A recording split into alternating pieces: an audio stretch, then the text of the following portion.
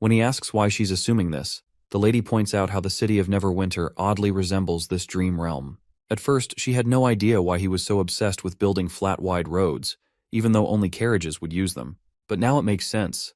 Those roads are for cars. She also knows about his plans to build powerful machines powered by boiling water, and his promises to construct buildings over 10 stories high and wield insanely strong weapons. All of it, ideas from his previous world.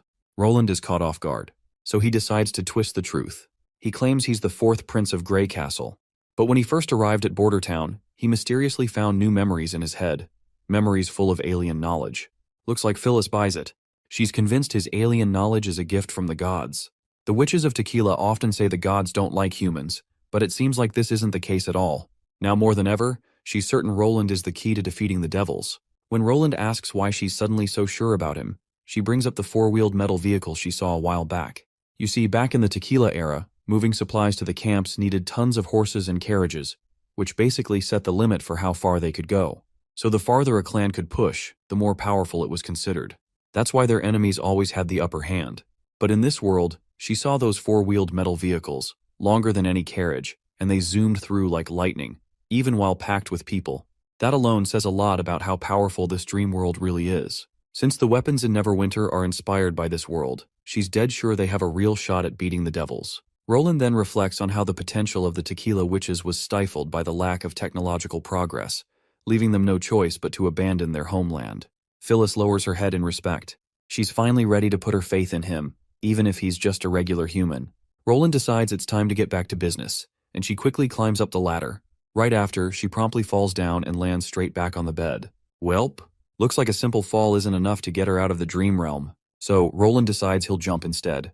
If he wakes up in the real world and she doesn't return with him, this will likely mean that she will be stuck here forever. Sure enough, Roland falls and wakes up right back in his bedroom, with Anna naked alongside him. Roland is just glad that at least the fall method works to wake him up from dreams. He quietly and gently gets out of bed and leaves the room. He heads to Phyllis's room and finds her already awake. Seems like she escaped the dream as soon as Roland woke up. He explains to her that the experiment is only halfway done. They still need to confirm the second part to see whether this is just a coincidence that she ended up in his dream realm, or maybe those light pillars had caused this. He escorts her to the drawing room, where he gets ready to fall asleep again, with Phyllis waiting nearby for him to fully doze off. As soon as Roland falls asleep, his light pillar activates, and since both their light pillars overlap, they're pulled back into the dream world together. Seeing herself back in the dream realm, Phyllis gets overwhelmed with emotion and hugs the king with all her strength. She finally decides it's time to report this to her Tequila companions. If they can get into this world too, they'll be beyond grateful and will be willing to serve him with everything they've got. But Roland's not so sure this is a good idea. It was already tough convincing Zero that Phyllis was her relative. But when she sees all the witches together, Roland has no clue how he's going to survive her fury. That girl is the other creator of the dream world. If she senses something's off, there might be consequences way worse than Roland can imagine. So yeah, he wants to play it safe. In other words, he needs to find another shelter for everyone, maybe an apartment block or something. If Roland wants to house all of them, he's going to need a ton of money just for food and accommodation. Meanwhile, Phyllis starts banging her head on the ground, begging Roland not to deny her companions the chance to exist in this world. Roland reassures her that it's not the witches he's worried about. It's how the hell he's going to afford feeding all of them. Back in the real world, Phyllis decides to take her leave. She wants to deliver this message to her brethren in the third border city as soon as possible. Roland reflects that once the Tequila witches enter the dream world, they won't just be divine punishment warriors with brute strength. They'll be full-fledged witches, each with a unique skill, and they won't be affected by the Stone of Divine Judgment either. He's actually excited. Exploring the dream world will be way easier with those ladies on board. In the long run, they might even learn new stuff. One day, they could uncover the true origin of magic using modern tech. Even after the Battle of Divine Will ends, the Tequila witches could finally have a place to belong. As Roland slips back into bed, Anna notices he's awake. He then tells her everything, his unexpected dream encounter with Phyllis, and all that happened there. Anna's happy to hear this. She's genuinely glad the witches might regain their senses and finally live like normal human beings. They suddenly get into the mood again and decide to have a little fun. Since Roland had been the one going down on her every time they fooled around, this time Anna decides it's her turn, and she blows him away. Cut to the third border city. Inside a tunnel, Phyllis's voice echoes as she spills all the juicy details about the dream world. Now every witch is dying to get in. That's when one of the senior witches shuts everyone up. If all of them suddenly showed up in Neverwinter City, The people might think the tequila witches are trying to take over. One witch even suspects it might be a trap, but Pasha disagrees. Even if it is a trap, the witches are ready to take the risk and step into this new world. The twin ponytail witch trusts Phyllis 100%, but she admits there's still a chance Phyllis was deceived. Pasha nods in agreement. Whether Phyllis is telling the truth or not, they need solid proof before doing anything big. After all, this whole thing just sounds too good to be true. Pasha then addresses Phyllis, asking if Roland is actually willing to let others enter the dream world. Phyllis responds affirmatively. While Roland did claim that he wouldn't bar anyone from entering, he's not sure how he's going to accommodate everyone there. You see, that world has its own set of rules, just like reality. To avoid influencing and causing unnecessary changes in this world, the first group of people who enter the dream world must meet certain requirements. They will be in charge of paving the way so that more people can enter in the future. Instead of feeling disappointed about the restriction Roland has set, Pasha feels relieved. After all, if Roland had any ill intentions, he would have wanted every witch to get inside and get stuck. Pasha then asks what kind of requirements Roland is talking about. Phyllis reveals that the witches chosen need to be agile, with the ability to lurk, control, or even attack when necessary. Alethea quickly picks up the fact that this king is basically want to use witches to fight in that dream world. Phyllis quickly assures them that they won't be fighting anyone. Though stealing is involved, they're only robbing sinners, so it shouldn't be that bad. Of course, the double ponytail is even more annoyed to hear this. Being a high-tier witch, she's not ready to stoop to gutter tactics. But it looks like the other witches don't mind doing this back alley work. This only serves to annoy the double ponytail witch even more, so Pasha tries to calm her down. In the dream realm, Roland just woke up in the morning, and Zero is ready to head out for school. But before leaving, she points out how Roland is always sleeping and she's never seen him go out, leading her to believe that he's once again unemployed. Roland spins a tale about how his working hours are quite flexible, giving him enough time to slack off. This only makes Zero even more curious, and she wants to know what kind of work he's doing. To which Roland proudly claims that he's in charge of leading a research team and making discoveries in fields that haven't been touched yet. Well, we all know that's not a lie, but since Zero doesn't understand his gibberish, she simply proceeds to walk out for school before she loses any more brain cells. As Roland is alone, he reveals to us how, around 3 days ago, the few volunteering witches from Tequila experienced the dream world themselves. Once they confirmed Phyllis's claims, they could barely hold back their excitement and longing for the dream world. For the battle of divine will and the well-being of their comrades, the 3 senior witches decided to serve him, accepting him as the only leader for this alliance. Today will be the first day the dream world exploration team takes action. A while later, we reach the warehouse Roland rented with the last bit of money he had. Once he pulls the shutter, his nose catches the delicious aroma of food that the tequila witches are cooking.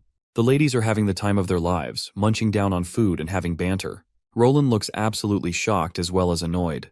After all, he had tasked one of the witches, Faldi, with monitoring the target, so he's annoyed that everyone is here slacking off. All 4 poor girls end up getting bonked on their heads. Faldi then reports nothing out of the ordinary. Her skill, known as Magic Bug Nest, allows her to attract bugs to herself and have her consciousness connected to theirs. When she releases the bugs, they will search for other magical sources. So her bugs come in handy when she wants to investigate areas that are hard to access. Even though they can't show her any images, they can tell her what kind of magic they've found. This includes the force of nature Roland mentioned. Roland then briefs them about how there are 2 types of magical sources here. One type is constantly moving, while the other barely moves. The moving ones are martial artists like Garcia, who lives in the same building as him. The unmoving ones are fallen evils. These mutated monsters don't leave their shelter unless they're out committing crimes. Fadi then claims to have found 6 dots that may be fallen evils. The one they're monitoring right now is the one living in the wealthy area, which she mentioned previously. It's much more worth it to rob the more expensive places. That way, they can take both the force of nature and the valuables. Once they're done robbing, they can simply dispose of the bodies. Even if the police discover the bodies later on, they will likely just entrust this supernatural case to the Martial Artist Association. The association will assume it's just another case of Awakener scheming in the dark. They'd never expect there to be a new group of robbers in the city. It's finally time to grab their stuff and get going, as they have a pretty long distance to cover. When Roland mentions grabbing the ride, one of the witches envisions a cart pulled by animals. This is when Phyllis briefs them all on how they're going to ride 4-wheeled metal vehicles. Later that night, it's pretty dark in the woods. All the witches are following the path leading to their target. Eventually, they arrive at the area in question. Roland gestures for one of the witches, Dowan, to get into action. Dowan quickly begins casting her magic and forms a barrier around everyone that conceals their presence. They walk through the streets without being noticed. Her magic disconnects in a way that the people outside the circle can't smell them nor sense their magic powers. They finally arrive at the mansion they had been looking for, located in the thick woods. For a moment, Roland feels jealous that while he can only buy instant noodles for his girls, other people are living in grand mansions. Next up is the double ponytail witch, whose task is to make their infiltration a success. As she uses her magic, she begins to sink into the ground and becomes a literal shadow. Once she's infiltrated the mansion, she reports back that the enemy is inside the main hall. Given how violent the target seems, she's sure that their target is just as powerful as a hybrid demon. Roland then asks his other girls if they can deal with the threat. The ladies respond positively. As long as it's not an elite devil, Ling and she can easily deal with it. Finally, they enter the mansion and come across this baldy bastard standing there. This dude seems to be their target. Even Roland can tell that Faldy has caught a big fish to fry. Phyllis then finally lunges at her opponent and literally slices the bastard in half with just her sharp claw. It looks like the thing they killed is not exactly the real fish they should be frying. I think that statue behind Roland looks very shady. He then proceeds to collect the natural force from the baldy bastard they just killed. That's when Faldy notices something unusual. She can still sense the presence of magic, even though they just killed their target. She frantically looks around, only to realize that the statue is the monster she's been sensing. The monster attacks Roland. Phyllis quickly steps in between and rescues him out of the way, saving him from getting burned alive. The monster seems pretty pleased seeing multiple martial artists around for him to tear apart. In his eyes, they're just thieves who steal powers. So he spits out a massive attack, trying to obliterate everyone. The attack is so devastating that it breaks the magic barrier concealing their presence and sends everyone flying backward. Roland takes the brunt of the attack head-on, defending against a beam of dark red energy. The lady can tell that this monster's magic level resembles that of an elite devil. The monster, on the other hand, doesn't appreciate being called a devil. As far as he's concerned, they're the ones who stole power from the divine realm. He then lands back and captures the Shadow Witch under his massive hand. But being the Shadow Witch she is, she slips right through his grasp and jabs him in the eye. After the jab, she slips back into the ground. Her fellow witches feel proud of her, but it seems like that blade only annoyed the creature rather than doing any real damage. The monster gets serious and decides to unleash his full power. Prince Roland is absolutely boggled, watching this all unfold. His face is painted with true horror, something rare for him. He musters up his courage and asks the monster who his master actually is. The demon claims he's the child of infinity, an existence Roland won't understand. Then, the monster rises into the air and comes crashing down, unleashing a massive dark red light. This terrifying red aura seems to nullify the witch's magic. All the witches are eventually caught by these red tentacle-like things emerging from the ground. Roland clenches his fist and threatens the monster to let his friends go. The monster notices that this man doesn't seem affected like the rest of the girls, so he throws a giant laser beam at him, drilling Roland into the wall behind him. Phyllis is going bonkers with frustration, seeing Roland get trashed like this. The blow is so intense that the poor guy ends up coughing up copious amounts of blood. But he stands right back up, and the dark red energy under his influence begins to turn blue. The monster has no idea what's going on. Roland, on the other hand, launches himself at the bastard. The monster tries to retaliate, but that laser beam disappears instantly against Roland's aura. With his fist balled up, he punches into one of the monster's holes and grabs its natural force.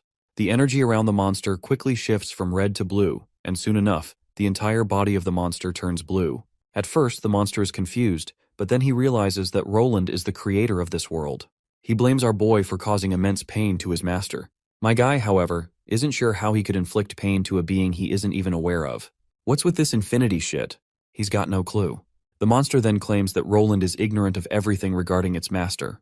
While his master is capable of everything, he can't stop our boy. Or at least that's what this whiny bitch says. He warns our boy not to come here again, as his actions are causing destruction to his brethren and everyone around them. Roland, though, is sure that the only person who is about to get destroyed is the bastard in front of him. The monster continues his weird ramblings until a blind light crashes down from the sky, obliterating it into smithereens. After the monster's defeat, my guy takes the mansion's keys, loots everything valuable, and proceeds to leave.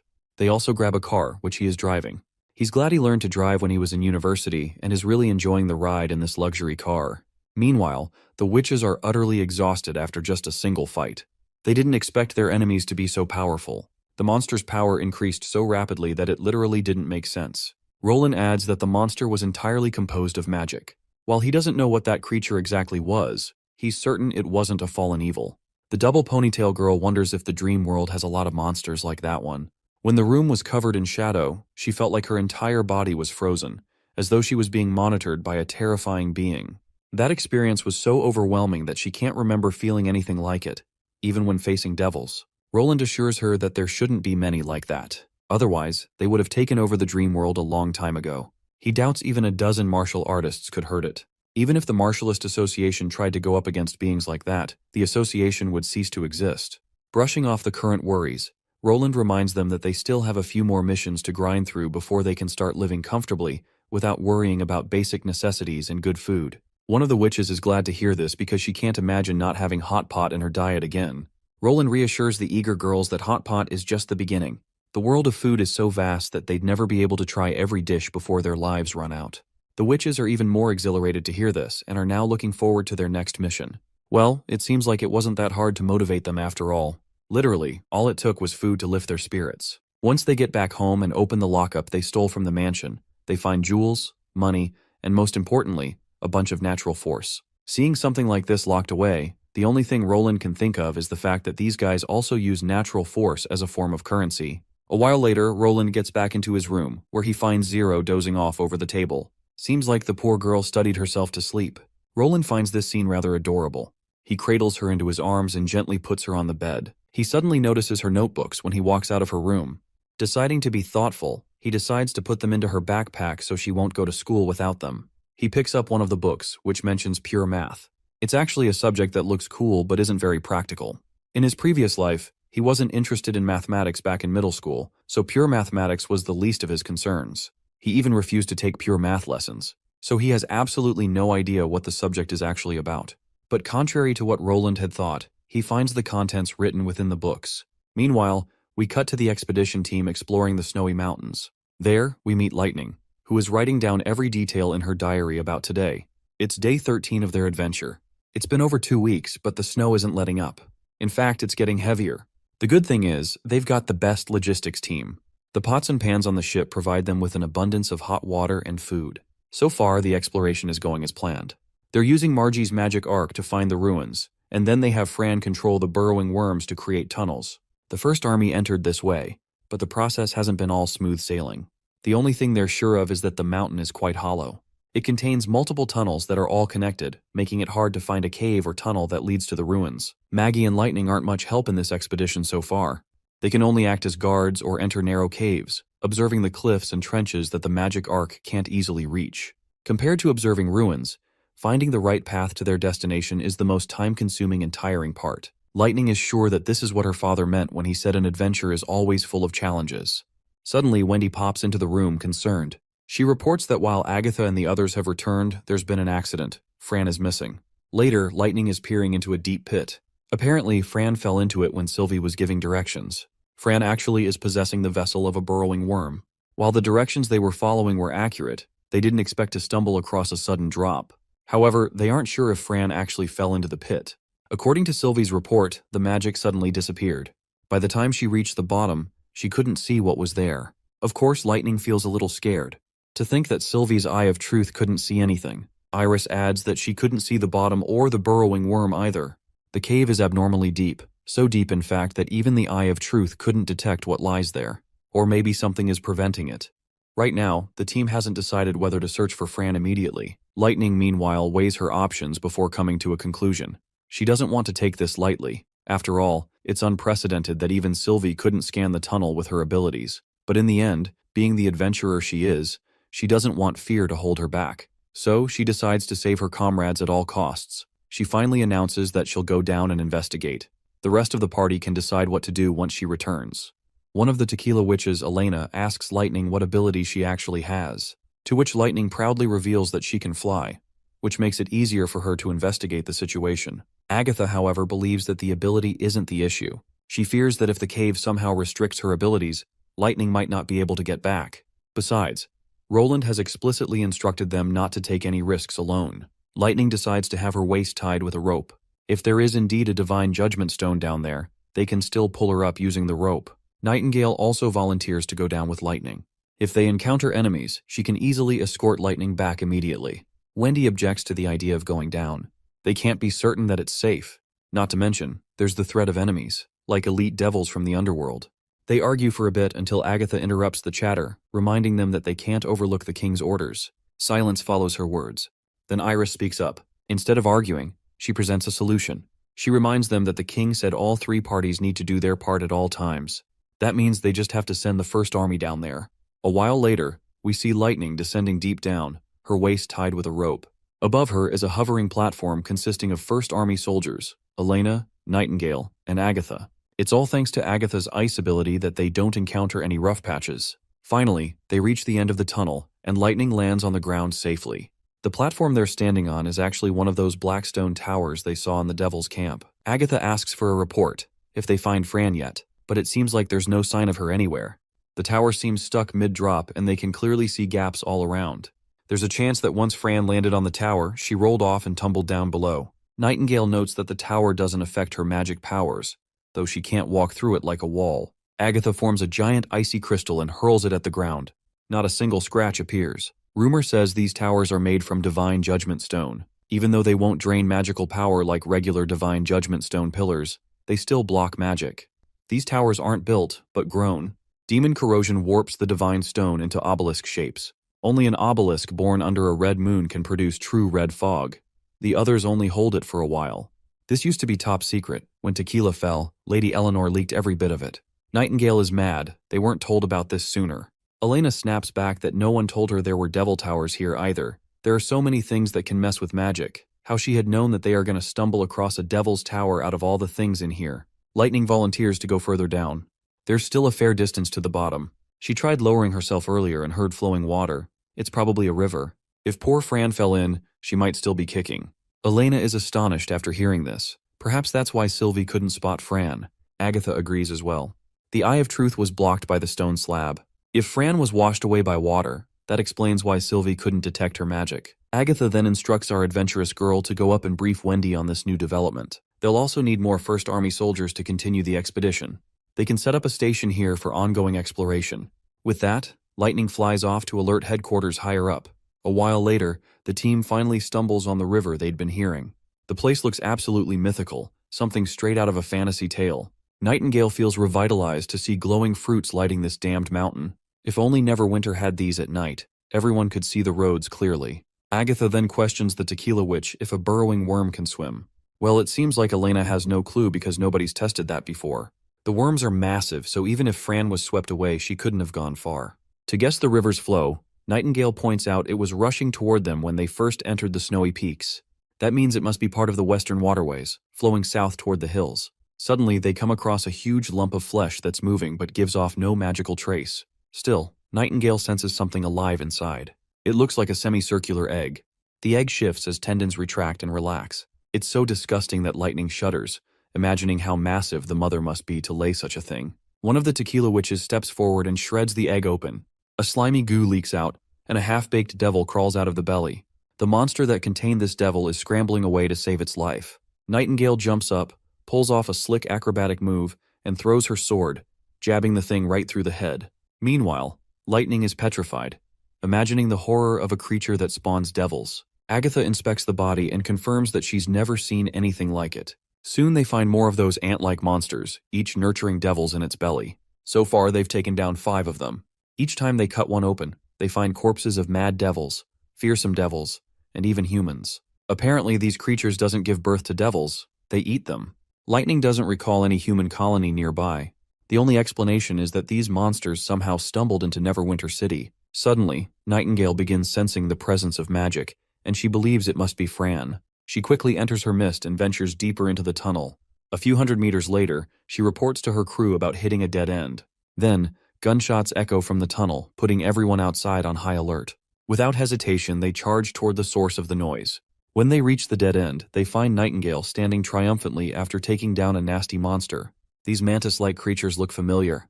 I hope you remember them. They're the same ones Nightingale and the others spotted when they first went to scout the devils. Nightingale was able to see these invincible mantises thanks to her magic detection ability. Inside one of the mantises' bellies, Lightning finds something valuable, the legendary ruins of the Snowy Mountains.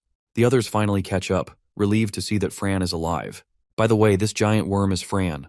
She could have been devoured by the mantises if Nightingale hadn't shown up in time. Fran then gathers all her energy and yells at everyone not to look up. Of course, Lightning's curiosity gets the best of her, and she looks up. There, they see a giant red eye glowing, illuminating the entire tunnel with its unsettling red hue. Meanwhile, the crew above is setting up camp and preparing for emergencies. Miss Iris notices a muffled horn sound. What's concerning is that the sound is coming from the direction the witches ventured into, and it sounds like flowing water. Brian thinks Iris might be hallucinating, especially since they haven't seen sunlight for days and are deep inside the mountains. He suggests she take a rest if she's not feeling right, but this mistress isn't about to sit idly while the others finish their venture. So the captain starts discussing weapon placement strategies. Suddenly, Iris senses a shift in the atmosphere. Right at that moment, one of the tequila witches loses her head without warning. These poor folks are up against the invincible mantises, who are massacring the tequila witches left and right, like they're nothing but vegetables. Iris uses her wits. She throws a dagger in the direction she guessed on a whim, and it lands on one of the invincible monsters, revealing its location. Once exposed, she takes the opportunity to injure the monster's limb, rendering it immobile. But that mantis still has another limb to spare. As it tries to strike, Iris performs some cool acrobatics and jumps back up. She then orders the first army to fire in her direction. Once the bullets hit, the mantis is instantly obliterated into smithereens. They only manage to take down one, but there are still more to deal with. Finally, one of the tequila witches, Betty, steps in to assist. She begins slashing down monsters as if she knows exactly where they are. She then extends a hand to Iris, feeling remorseful for arriving late that resulted in so many casualties. Iris takes note of how divine punishment witches can destroy the monster's camouflage. Betty explains it's a trick that works like the divine stone of judgment. So far, it can only deactivate their invisibility for a short time. Iris points out that since First Army soldiers had the divine stone of judgment, then why could they not see the enemy? To which Betty reveals there are several factors affecting their vision, like light, distance, and attention. A regular divine stone works only within a 1 or 2 step range. Since the enemies only reveal themselves for less than a second, it's not surprising they can't be seen in such darkness. They only spot the monsters once they engage in close combat. Given their long claws and advantage in the dark, by the time a normal person realizes there's a monster lurking, it's already too late unless they bury divine stones all over the ground. Without that, there's no way the First Army can engage these foes. Without that, there's no way the First Army can fight against these formidable foes. She then suggests Iris to head back up, as she's sure something's happening inside the cave. Well, it seems that Betty heard the same noises Iris did earlier. She reveals that after losing her sense of touch, every divine punishment witch's vision and hearing have become extremely sensitive. However, Betty is surprised that someone like Iris, a mortal, was able to sense it too. Brian quickly calls Iris over so they can head back up. He leaves the security of this place in Betty's capable hands before Margie uses her magic arc to take them to the surface. As they ascend, they hear gunshots from above, putting Iris on high alert. Once they finally reach the surface, the sight is absolutely terrifying. They're facing a giant horde of aggressive monsters. Iris quickly realizes that the voice they heard was probably a humming sound produced by the monsters in the cave to call for reinforcements. She remembers reading about this in a book Roland wrote. He mentioned a unique sound in this world, one humans can't hear, but animals can, loud and clear. Some animals even mimic this sound to communicate with their kind. One of the terrified soldiers stationed above reports that Maggie sensed unusual activity east of the forest. The demonic beasts seem to be closing in on the snowy mountains, which is a completely different scenario from their attack on Neverwinter. Of course, Brian has no idea what to do in this situation, especially with everything off the syllabus. Iris takes note of how this supposed captain is pretty immature for a veteran soldier who's supposed to act as a commander. As a commander, you should never show nervousness or confusion in front of your subordinates. This is when Iris steps forward and assures the panicking soldiers that there's nothing to worry about. First things first, they need to gather all the troops from the First Army stationed outside the snowy mountains. She wants everyone assembled to defend the cave entrance. That way, the front line won't be too far away. They'll only need a small squad to hold off the beasts. Brian can see the weight behind her decision. Iris then instructs them to have Maggie contact Roland right away and request reinforcements, just in case things go sideways. After all, everyone here depends on the Redwater River for their supplies. If they abandon their camp and focus everything on defending the cave, they won't last long. Not to mention, the demonic beasts can't cross water. So their best bet is to not abandon the cement boats entirely. A dozen or so people should stay behind to stall the beasts and help guide any reinforcements. Lady Sylvie will be responsible for temporarily wiping out the demonic beasts clinging to the cave ceiling. Iris also wants to collect everyone's divine punishment stones and bury them at the checkpoints, just in case of a sneak attack. Also, they can't forget to send the tequila witches down the cave. The others are still waiting for backup, and they need the numbers before they can move south to find Miss Agatha's crew. The sooner they get all this done, the better. If Iris's guess is right, That strange noise earlier is behind this massive wave of monsters. We then cut to Agatha, who's currently throwing up rainbows out of her guts. The reason is that Fran had swallowed everyone and somehow navigated them through the danger safely. If she hadn't collapsed the cave entrance, they'd be in serious trouble by now. Fran apologizes for dragging everyone into such an awful experience. The only person actually appreciating Fran's gutsy move is Lightning. I mean, getting crushed under a tunnel is still better than being swallowed by a giant worm and then spat out. She can't think of any other adventurers who've had to go through something like that. Meanwhile, the tequila witches are coping in their own weird way. They're just jealous others got to smell the stink and feel the slimy ride. That's apparently a blessing in itself. Back to the main issue. How should they navigate this twisted terrain? But before that, let's rewind to what happened before Fran brought them here. Basically, they were surrounded. Beasts and monsters coming in from every side. No way to escape. So Fran swallowed the whole group and tunneled through the ground to safety. Eventually, they ended up here. Elena questions the worm lady, asking her how'd she even get stuck here in the first place. Fran finally explains. She made an opening, but the ground beneath her cracked. Before she could react, she was already falling. She crash-landed hard on some unknown surface and passed out.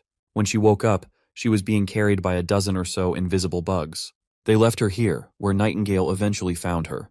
Elena thinks Fran got lucky. Those mantis creatures probably thought she was just an empty shell. What's even luckier is that the group found her before the mantises decided to snack on her. Fran also reveals that before she tried to escape, she accidentally looked up and saw that watchful eye. Agatha wants confirmation. Was it really the magical watchful eye? Fran can't say for sure, but she's convinced the eye saw her. This thing was way bigger than the multi-eyed demon. The multi-eyed creature appeared down here too for a while. It was soaking in some weird pond. The thing was so grotesque, Fran doesn't even have words for it. It looked like someone flattened a bunch of guts and slapped them onto the body of the multi-eyed demon. The two parts didn't even look like they belonged together. More like they were forcibly fused by something else. She also noticed writhing tentacles squirming in the gaps between them. She's not sure if they were live worms or just another part of the freak show. Regardless, the gut lump was larger than the multi-eyed demon. Bigger than even the terrifying beast from hell. Nightingale suspects this monster's diet includes demons and devils. There are a ton of questions, but first, Elena decides they need to figure out how to escape this place. Right now, Fran can't move an inch. She's completely out of fuel. Everything she had stored in her stomach's been digested already. Before she can move again, she needs food in order to revitalize herself. Lightning decides to share some of their rations, but one of the tequila witches advises against it. They barely have enough food to get Fran crawling 100 steps at max. So the best solution is to risk their own necks and try to find a way out themselves. Agatha is worried that they can't stay here for long. The space is too tight. They'll suffocate in less than a day if they don't find an exit. Even if Sylvie finds them, she'll need to clear out the beasts before trying any rescue. And let's not forget that the enemy has their own burrowing worms too.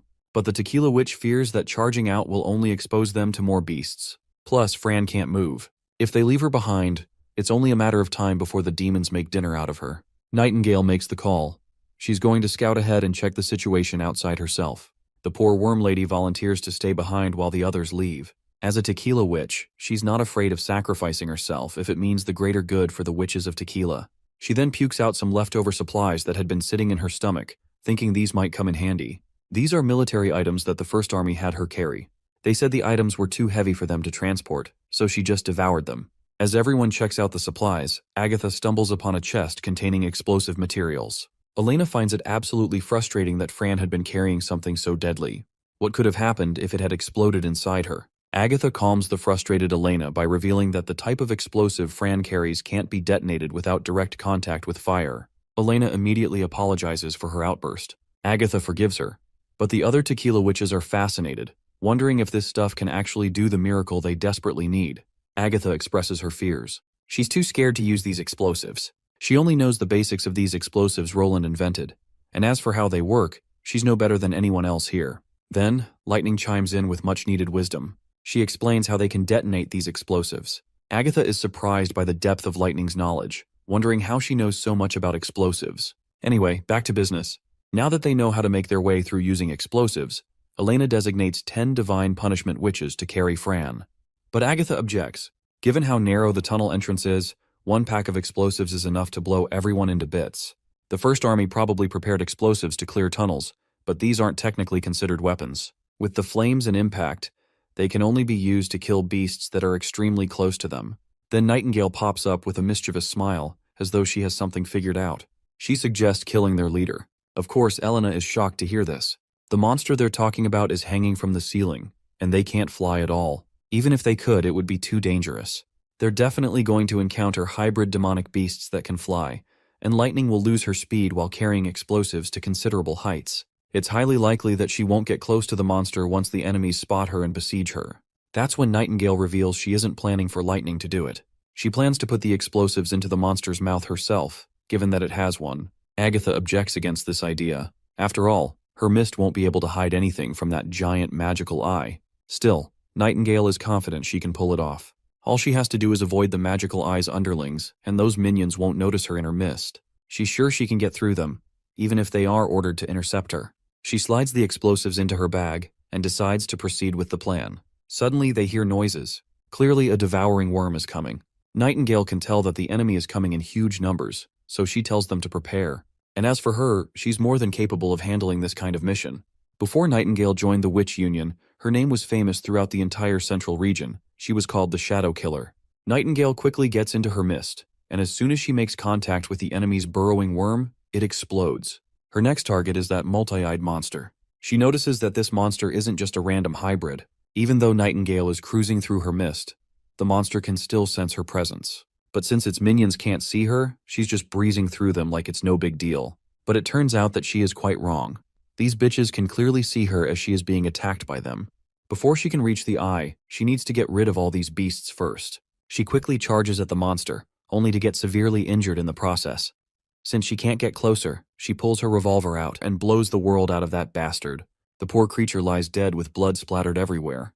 But there are still plenty of monsters to deal with before she can get to the final boss, 5 mantises to be specific. She notices that instead of tearing each other apart, these hybrids are smart enough to work together and attack their enemy. This clearly means they're under the control of the Eye. Nightingale's revolver is empty, so her only option now is to drag the monsters into her mist and kill them one by one. But pulling these monsters into her mist is draining her magic at an alarming rate. Still, she manages to take down the menace that had been blocking her sight. She looks absolutely enraged and intimidating to the point that those little bastards don't dare to bark back at her, let alone attack. Finally, she makes her way toward the monster in front of her. Since this grotesque creature doesn't have a mouth, Nightingale needs to find another way to take it down. She spots a lump of meat right in the middle of the monster's body, which looks like its only weak point. The monster quickly launches its tentacles to obliterate her, but she dodges left and right, evading every attack like the badass she is. Once she's close enough to its face, she plants the explosives right into it. As she falls back after setting the explosives off, her mind reflects on Roland's advice. True heroes don't look back when there's an explosion. With a smile on her face, she closes her eyes, leaving the bastard with a bunch of eyes to explode, scattering them like billiard balls. Flames engulf the creature as Nightingale falls into the river. Once the explosion subsides, she swings back up to the surface. By now, she's completely drained of energy and collapses from exhaustion. A while later, her companions arrive. Thankfully, she's fine, just exhausted from depleting the last of her magic. Elena takes charge of Nightingale's well-being from here on out. Meanwhile, the monster is still burning. Lightning decides to jab it a few more times just to make sure it's completely dead. Then, out pops a skeletal giant arm that grabs the burning monster and drags it down into the water. As the monster disappears beneath the surface, the demonic beasts that had been flooding the place above ground start to scatter and retreat. Thankfully, these critters weren't too tough to handle. The soldiers are all ready to celebrate their little victory against these monsters. But while everyone else is savoring the taste of victory, Iris wisely takes note of something crucial. The enemy they're dealing with seems to have some level of intelligence. When they realized charging into the cave was difficult, the hybrids started hanging around the entrance, growling from time to time, but never advancing. Iris notices how they growled occasionally but didn't push forward. Instead, they seemed to be waiting for other beasts to walk their deaths. She's absolutely certain that someone is behind this, controlling these beasts and everything connected to the demons. Brian walks up to her, expressing his utmost respect for how she helped them navigate through this ordeal so cleverly. He's even willing to report her achievements to Roland so she can get the recognition she deserves. Iris brushes off the flattery, claiming she was just doing her job. She wasn't even sure if it was going to work. She decides against writing any suggestions in his report, but Brian insists. He remembers Roland said that armies should prioritize results over the process.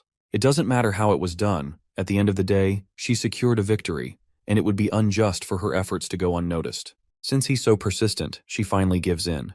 Brian salutes her, and as the First Army is grateful, he heads off to handle other tasks. Iris can see just how loyal he is to his duties. No wonder Roland chose him to lead the main army. She stretches her body, letting the tiredness fade, feeling proud of herself for leaving her mark in the army. Back at the castle, Roland receives photos from Summer and Soraya that document the overall progress of their mission. He sees a photo of Nightingale flashing a peace sign in front of a pile of monster corpses. This makes Roland crack a smile. He can tell she's trying to tell him everything is fine. Through the reports, he learns that the multi-eyed monster in the lake was just a normal beast that happened to turn the ruins into its nest. So, there's nothing special or abnormal about it. Although the monster did show some level of intelligence. If Roland connects the dots correctly, having the burrowing worm devour Agatha's lab and taking the Blackstone Tower from the devils weren't just for food. Considering the cocoons of beasts and humans found underground, it seems like the monsters were trying to gather information on the two races. When the monster retreated into the water, there was hatred in its red eyes. It could just be Roland's imagination, but after the monster was severely injured, there was definitely an emotional expression in its eyes. At that moment, Phyllis appears to report that Lady Pasha wishes to speak with him about the ruins. As Roland walks through the corridor, he bumps into the witch known as Faldi and her companion. Both girls look completely different in the dream world. Anyway, Roland enters the conference room, where Pasha greets him with her utmost gratitude on the screen. Without wasting time with pleasantries, Roland asks how she plans to retrieve the vessel from the ruins. Pasha suggests two options. They can either transport the vessel back to Border Town, or they can transport the soul relic there. By the way, the relic is used to place souls into vessels. Though Pasha prefers the latter, Roland then reflects on how divine punishment witches can cut off their consciousness to enter the dream world, where they regain their sense of touch and other senses. This knowledge is common among all witches living in Third Border City. Now that they have found a way to regain their senses, Roland worries they might not want to fuse their souls with the vessels. After all, once fused with Primeval Vessel, there is no way their souls can escape it. He promptly asks if they've chosen any witch willing to transfer her soul yet. Pasha assures him not to worry. The Primeval Vessel can manipulate the magic core, and the burrowing worm will speed up the construction of the defense line. If this can help with the Battle of Divine Will, the witch willing to participate in the transformation will travel to the snowy mountains with the relic. Roland is intrigued by the mention of a volunteer who fears nothing. He decides to send a fleet to escort the relic once the exploration is finished. They had been receiving written updates all along, but today, he receives photos. He shows Pasha one of the realistic photos of the multi-eyed monster and asks if it jogs any memories. The photo seems to hold significant meaning for the ladies, as they all suddenly become contemplative. After discussing it, Pasha reveals that the creature in the photo isn't a demonic beast or devil. This body was once seen in the Divine Land, as Lady Natalia mentioned. Roland isn't sure about the validity of her claims. This, of course, annoys one of the tequila witches. After all, they might have been living underground for centuries, but the vessels they occupy can store more memories than an average human. Lady Natalia once saw the sea and a skeleton within the third painting. Based on the descriptions, it seems quite similar to the photo. Additionally, previous updates mentioned the underground lake being connected to the sea, making the connection even more plausible. In other words, they can pretty much guess that this creature comes from a civilization that hasn't revealed itself yet. When they found the burrowing worm swallowing things in the Devil's Nest, there were only two possibilities behind its actions. First, these burrowing worms could have been sent by a neutral party that decided not to get involved in the Battle of Divine Will, or it could be the unknown enemy they're about to face in the upcoming battle. Roland remembers reading something similar regarding this unknown civilization in Zero's memory shards. However, it was quite vague. But now that the tequila witches confirmed the monster belongs to the unknown enemy, the king can finally confirm that the monsters they found in the ruins are indeed from that unknown enemy. There are still many unanswered questions, though. For example, the demonic beasts. These beasts that roam the land of Dawn were likely corrupted by magic, just like the witches who gain magic. But they can't understand why these demonic monsters obey the multi-eyed monster's commands. It's as if the monster is their commander. If Roland assumes the demonic beasts are part of the unknown civilization, then that civilization must have accumulated these hybrids first, using them to eliminate both humans and devils. He hasn't figured out why this unknown civilization wastes these beasts during the months of demons each year. Perhaps the origin of these mutated beasts isn't as simple as they thought. For now, though, he won't stress over this too much. Once the Battle of Divine Will begins, they'll find the answer. It doesn't matter if the unknown civilization and the demonic beasts are related. In the end, they have to defeat these monsters together. Pasha agrees. Regardless of where the monsters come from, they still need to destroy them in the Battle of Divine Will. Now that they've confirmed the existence of this hidden civilization, Roland decides to name them accordingly. Since they're hidden and mostly live in the ocean, Roland calls them sea monsters. However, it looks like no one is too fond of the generic name Bro just came up with. One of the tequila witches, Alethea, objects to this unusual name, but Pasha shuts her up and assures Roland that if he approves of it, they're good too. Sister Scroll then suggests calling them the Deep Sea Devils. Everyone's already familiar with the existence of devils, so there's no need to explain the term too much. Just the name alone is enough to get the meaning across. This will make it easier for City Hall to publicize the matter. Plus, people won't feel like they suddenly have multiple enemies to fight against. Roland likes the way this name sounds, so they finally settle on it. Next, we cut to Lorgar, who's roaming around in her beast form. Once she reaches the woods, she turns back into her human form and puts on her uniform. She suddenly hears muffled noises from a nearby civilization. As she steps out of the woods, she stumbles upon the port of Clearwater, now part of Roland's territory. As soon as she enters the city, she just so happens to run into Ash, who had already expected Lorgar's arrival. When Lorgar asks how Ash was so sure, Ash recalls her younger self, who was very ambitious. She had a goal she wanted to pursue no matter what. While Lorgar's goal is to spar with strong opponents, Ash had always chased revenge against the church. She explains how revenge was once the sole purpose of her life, but everything changed when she met Tilly. She made her realize there's more to life than just seeking revenge and killing. Lorgar is fascinated to hear about Tilly.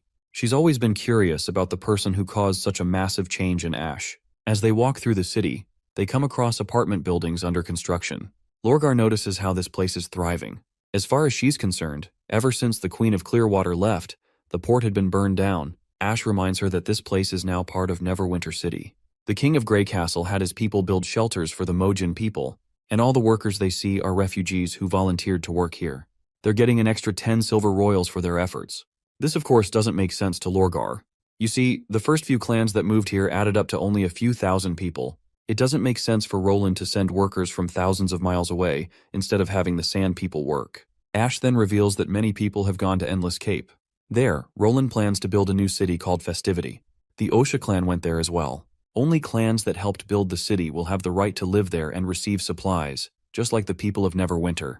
It's almost unbelievable to Lorgar that Roland plans on building a city in the middle of the desert.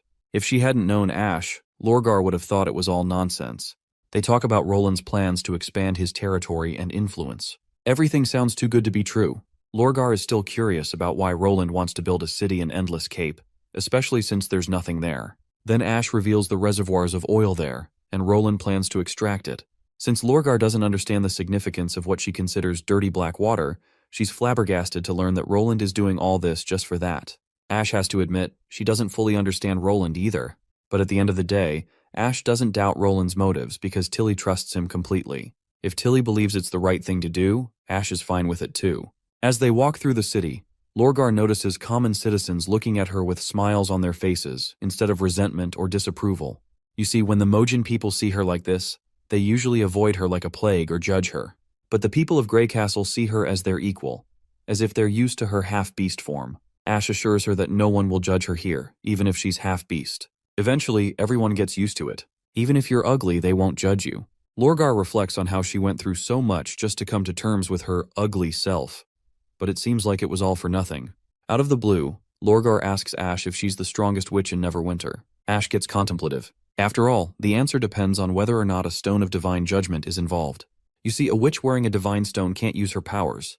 There are individual witches in the Union who are unbeatable without such stones suppressing their powers. The thought of witches even Ash can't defeat sounds insane. Ash admits she can defeat most witches if their powers haven't evolved. But for evolved witches, the only word to describe their power level is madness. Sister Leaf is a living example of that. While fighting in her heart of the forest, she's like a literal demigod. Even with a stone of divine judgment, escaping her traps would be incredibly difficult. Similarly, Anna may not be an expert in combat, but her sheer abilities make her stand out. She's impossible to take on without a stone, though she's Roland's most beloved witch, so it's rare to see Anna in duels. Then there's Nightingale, and Ash strictly warns Lorgar to avoid challenging her at all costs. Lorgar is quite excited at the prospect of fighting witches stronger than her. She then insists on learning more about Maggie, who can turn into a beast just like herself. While Ash admits that Maggie could make a good opponent for her to fight, she advises against it. After all, everyone who duels Maggie ends up getting very unlucky, and if someone were to accidentally hurt her, they'd have to deal with the wrath of the entire witch union. Moving on, Lorgar inquires about witches who are still capable of fighting even with divine stones. Ash emphasizes how their strength and speed would still be nothing less than superhuman, and they'd seem virtually invincible. Their performance wouldn't be affected by injuries either. They could even recover from otherwise fatal wounds. Lorgar is now very interested in knowing exactly who they're talking about. Ash reveals that it's a witch named Phyllis, though Ash herself has never challenged her. Once, when Ash was training her swordsmanship in the castle gardens, Phyllis happened to pass by and gave some solid suggestions. And when Ash followed that advice, she found her attacks had actually become smoother. Sadly, not long after that, Ash boarded a ship and left Neverwinter, so she hasn't had the chance to talk to Phyllis since. Once again, Lorgar is impressed by Phyllis's keen eyes. It's rare for someone to find flaws in swordsmanship with just a single glance. Even the most talented instructors usually need to exchange a few blows before they can figure out any weaknesses. And to think that out of all people, she was capable enough to highlight gaps in Ash's swordsmanship. This must mean that Phyllis is the strongest in Neverwinter. After all, in a real battle, no one can safely assume their opponent won't have a divine stone. By now, her excitement for the trip to the west has only grown. That's when Ash drops a giant truth bomb. There are over 100 witches in Neverwinter who are just as good as Phyllis. It goes without saying that Lorgar is flabbergasted to hear such news. Ash, on the other hand, assures her that with the plethora of witches they've got, she'll definitely find someone worth sparring with.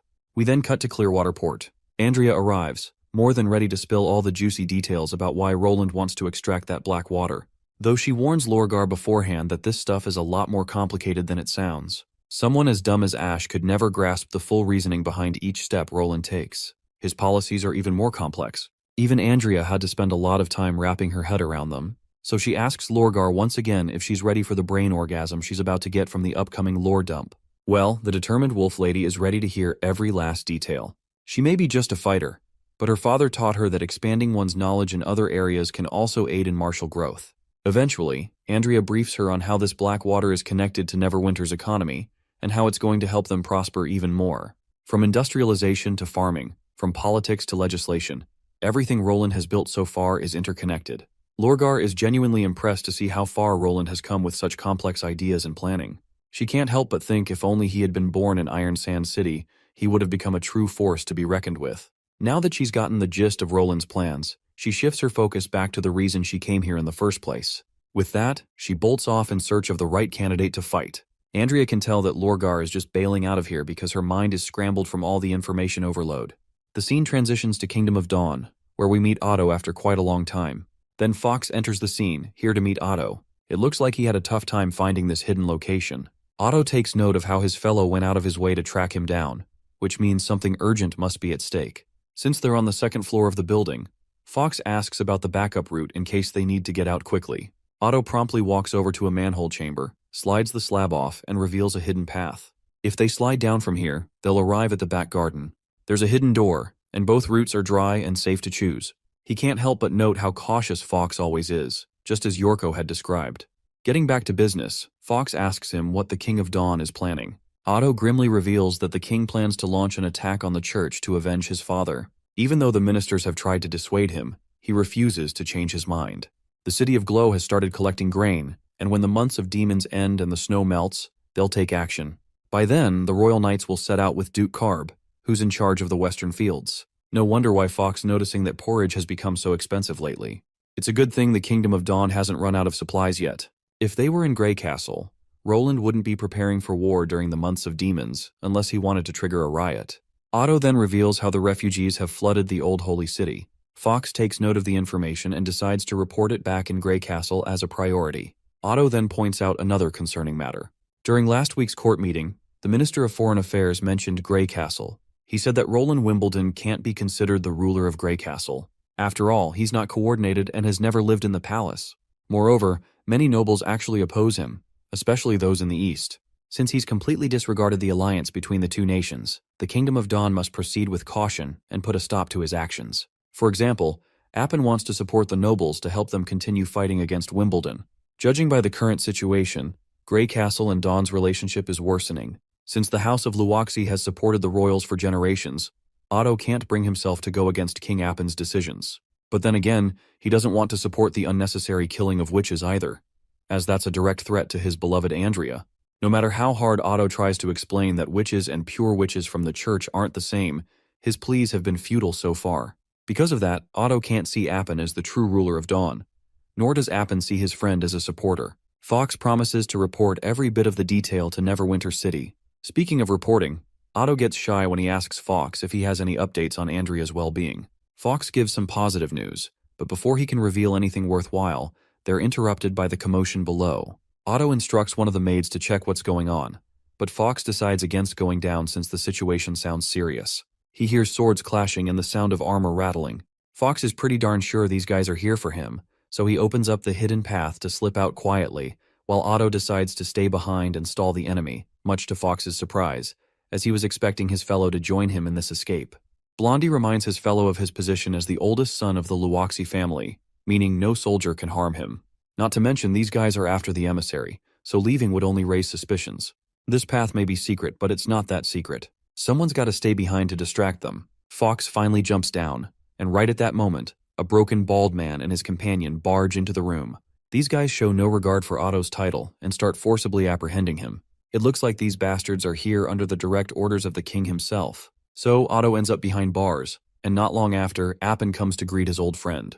He looks absolutely furious, accusing Otto of being involved in the escape of those witches. He clearly knows that his friend asked Yorko, the ambassador of Grey Castle, to participate in the auction at Black Money, and his friend also helped him escape the City of Dawn. In Appin's eyes, this is a clear act of betrayal against the king. If it weren't for Otto's background and the fact that they've been longtime friends, he would have lost his life by now. After laying all his frustration on Otto, the foolish king proceeds to walk out, but not before throwing a final warning at him. As for Otto's father, he's doing fine and even attended court as usual today. He sternly instructs his friend not to starve himself. After all, it's his own fault he ended up in this situation. The scene then cuts to the border of Grey Castle. In one of the post towers, soldiers are carrying out their duties as scouts diligently. These guys are stationed here to keep an eye on the church's movements. But it seems like they haven't seen a bird flap from the church's side for months. Just as they're about to lose hope, they spot a group of people marching down the road. All the soldiers get on high alert and ready their weapons. When the people finally come into view, it turns out they're just refugees in pretty bad shape. In this case, one of the soldiers decides to stop them before they trespass into their territory and get shot by the soldiers in the tower. He yells at them to stop, reminding them that this is the border of Grey Castle. But those hopeless people take the soldier's plea as a glimmer of hope in their gloomy lives and increase their speed, eventually crossing the border. However, as soon as they do, they are brutally shot dead on the spot. The refugees finally come to halt when they see their fellows dead on the ground. The soldiers on the tower finally cease fire. When the soldiers on the ground interrogate these people, they reveal themselves to be desperate refugees who fled from Hermes. They were deceived by the church, and now the church's armies are after them. They had no choice but to run for their lives. They abandoned their belongings and fled. They beg for food and shelter, as they haven't rested for 3 straight days and have had nothing to eat. The soldiers discuss among themselves whether they should trust these refugees. After a lot of back and forth, they eventually decide to help these poor people. After all, their generous ruler would have done the same. The soldiers then inquire about Hermes. One of the refugees reveals shocking news that the church in the new holy city has collapsed. There are rumors that a huge hole appeared underneath the church, and the entire building was sucked in. The Judgment Army immediately fenced off the area, but with such a huge building disappearing like that, it was impossible to hide it. The church is meeting its end, and the gods no longer protect them. All the people living around the border have started fleeing in secret. These guys left a little later than everyone else, and they bumped into the Judgment Army. There were a few hundred of them at first, but these guys were the only ones who managed to escape. Basically, Hermes is in utter chaos, with no one guarding the gates. It's obvious that all the guards have run away as well. There are rumors that the old holy city is even worse, with barely any merchants entering the city. Hearing this, the soldiers feel ecstatic, thinking they might be able to take down Hermes before the army arrives. We then cut to Hermes, where we meet Tucker Thor, acting as the bishop. He had been predicting that Hermes would be razed to the ground by swarms of demonic beasts. All followers of the church were ready to sacrifice their lives. Thankfully, barely any enemies have appeared, and they don't even look like they're going to climb the city walls. Nobody expected the cathedral to collapse on a windless night. Even the senior executives disappeared into the pit that swallowed the cathedral. He himself only managed to escape from death because he happened to be doing his patrols. This has affected the church even more than a military defeat. Military defeats can be blamed on the commander or on the power of the enemies. However, the cathedral held spiritual significance. Now that it has collapsed, it's almost like the gods have abandoned them. Just then, the Judgment Army commander, Farina, appears on the scene. She reports that the troops responsible for chasing the refugees have returned. However, some of them never came back. She reveals how those recruits were absolutely useless. There were about 20 soldiers when they left, but only a few returned. No matter how slack their training might have been, it's not like the refugees killed them. She's going to find those traitors and punish them. The fake bishop simply tells her to forget about it and wants her to report on how many soldiers they have left. The lady mentions it's 564, and all of them are guarding the inner city gate. She's sure no citizens will be able to escape now. The bishop decides to head east, be it Everwinter or the kingdom of Wolfheart. He wants to move toward the shore and build a new holy city. The concerned woman points out that if they abandon Hermes, then there won't be anyone left to fend off the demonic beasts. The Pope is the least concerned about this demonic beast threat. If the beasts make their way to the central region, they can just blame it on Grey Castle. Right now, their priority should be maintaining their strength. They can always rebuild the cathedral, but they can't keep disappointing the followers like this. When demonic beasts plague the Four Kingdoms, people will remember them again. The lady highlights that the followers who chose to stay behind are extremely loyal. They're ready to die with the city, and she doesn't think they'll agree to leaving Hermes. The Pope then tells her that the holy city was built by the people, so he's sure they'll agree to this. She just has to convince them well enough. Turns out all their worries are pointless anyway, because they finally see the yellow hue of sunlight leaking through the dense snow clouds, clear proof that the months of demons have ended. He promptly instructs her to notify everyone. Since the snow will melt very soon, they can start getting ready now, and will be leaving in another 2 or 3 weeks. As she runs off to carry out her duties, the Pope guy takes off his glorious hat and probably jumps off the wall. The next scene takes us to Neverwinter, where Roland is having a meeting about the upcoming spring plowing battle plan. First of all, Roland wants to explain the meaning behind the phrase battle plan before moving forward. It's actually because this is a battle, and this will decide whether their military and food plans for the year go smoothly, and whether the right choices have been made for Neverwinter. Before he gathered the refugees, he promised they wouldn't starve as long as they worked. Roland's managed to keep that promise for 3 years straight. His territory expanded from a tiny border town to almost half of Grey Castle. He doesn't see why this year should be any different. The kingdom can only stay stable if the people don't have to worry about food. That's why he wants everyone to take spring plowing seriously. Everyone must follow the regulations and procedures set by the Ministry of Agriculture this year to ensure a good harvest. From now on, agricultural work will also be part of evaluations. The area of land you manage to cultivate, the number of farmers you hire, and the amount of crop yield, all of it will factor into whether someone deserves to become a governor. It's pretty natural to be confused right now, but Roland assures them the Minister of Agriculture will explain everything to them within the day. Anyway, if anyone doesn't meet the required standards, it just means their potential is still limited, which also means they're no longer fit to be a governor. Roland finally pulls off the covers hiding the whiteboard and reveals the massive number, 5,000 tons. That's the target each of them has to hit to qualify for a governor's seat. Leaf and Iris look absolutely flabbergasted. Roland reassures them that this number isn't far-fetched, especially thanks to the newly developed, well-engineered seed that Sister Leaf produced. This new seed is capable of producing double the yield compared to its predecessor. The ears of wheat will be so heavy they'll bend the stalks. But it's not all sunshine and roses. This new seed, referred to as Golden Number 2, does have its fair share of problems. Iris has one serious concern. Since magic was used to help the wheat ripen, she's worried it might have side effects on regular people. Roland explains that Golden 2 isn't much different from Golden Number 1. Both were cultivated by Leaf. Golden 2 just happens to have a higher yield. And while it was enhanced using magic, it doesn't store magic, so it's perfectly safe to eat. In fact, he's been eating oatmeal and pancakes made specifically from Golden Number 2 this whole time. Also, the secondary city halls must be in charge of monitoring all food-related trade in their cities, just like Neverwinter. It's prohibited for people to sell food in private. As for how to do that, Barov will explain the details to everyone later. Spear Passy, representing Fallen Dragon Ridge, then raises a point. If Golden Number 2 really does double the yield, she's worried they'll have a surplus. If City Hall has to handle all that, it could strain them financially. Plus, Fallen Dragon Ridge only has around 10,000 people, so she's not sure producing that much food is even necessary. That's when Roland reminds them that the extra food isn't meant to be eaten right away. It's meant to be stored for the upcoming Battle of Divine Will. Finally, the exploration team dispatched to the mountains arrives at Neverwinter's dock. Nightingale is the first to get off the ship and immediately hugs her beloved Roland as soon as she can. Roland recalls how much she contributed to the expedition and tells her not to risk her life like that again. Nightingale, however, doesn't see it that way. Since she isn't as skilled as Anna, who can manufacture anything, she sees this as her way of contributing and living up to his expectations. She promptly vanishes into her mist, while the other witches disembark the ship.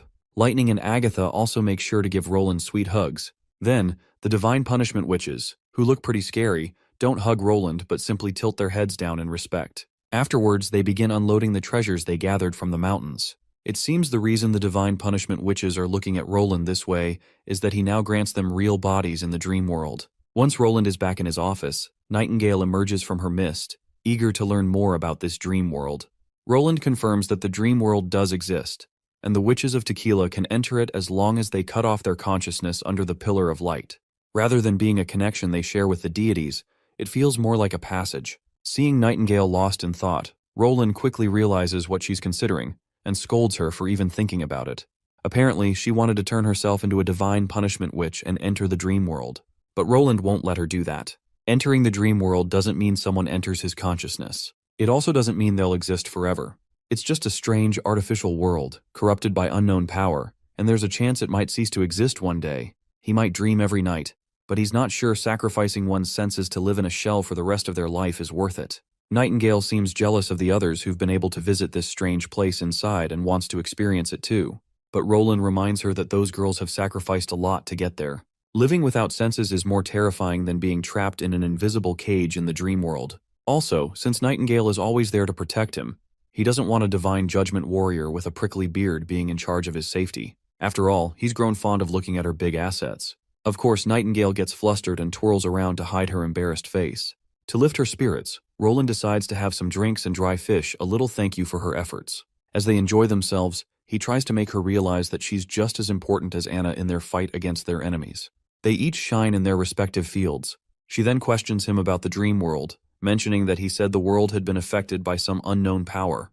While Roland has a lot to say about it, he sums everything up by assuring her that anything happening inside that world won't affect him in the real world. As long as he chooses not to dream, the light pillars won't appear.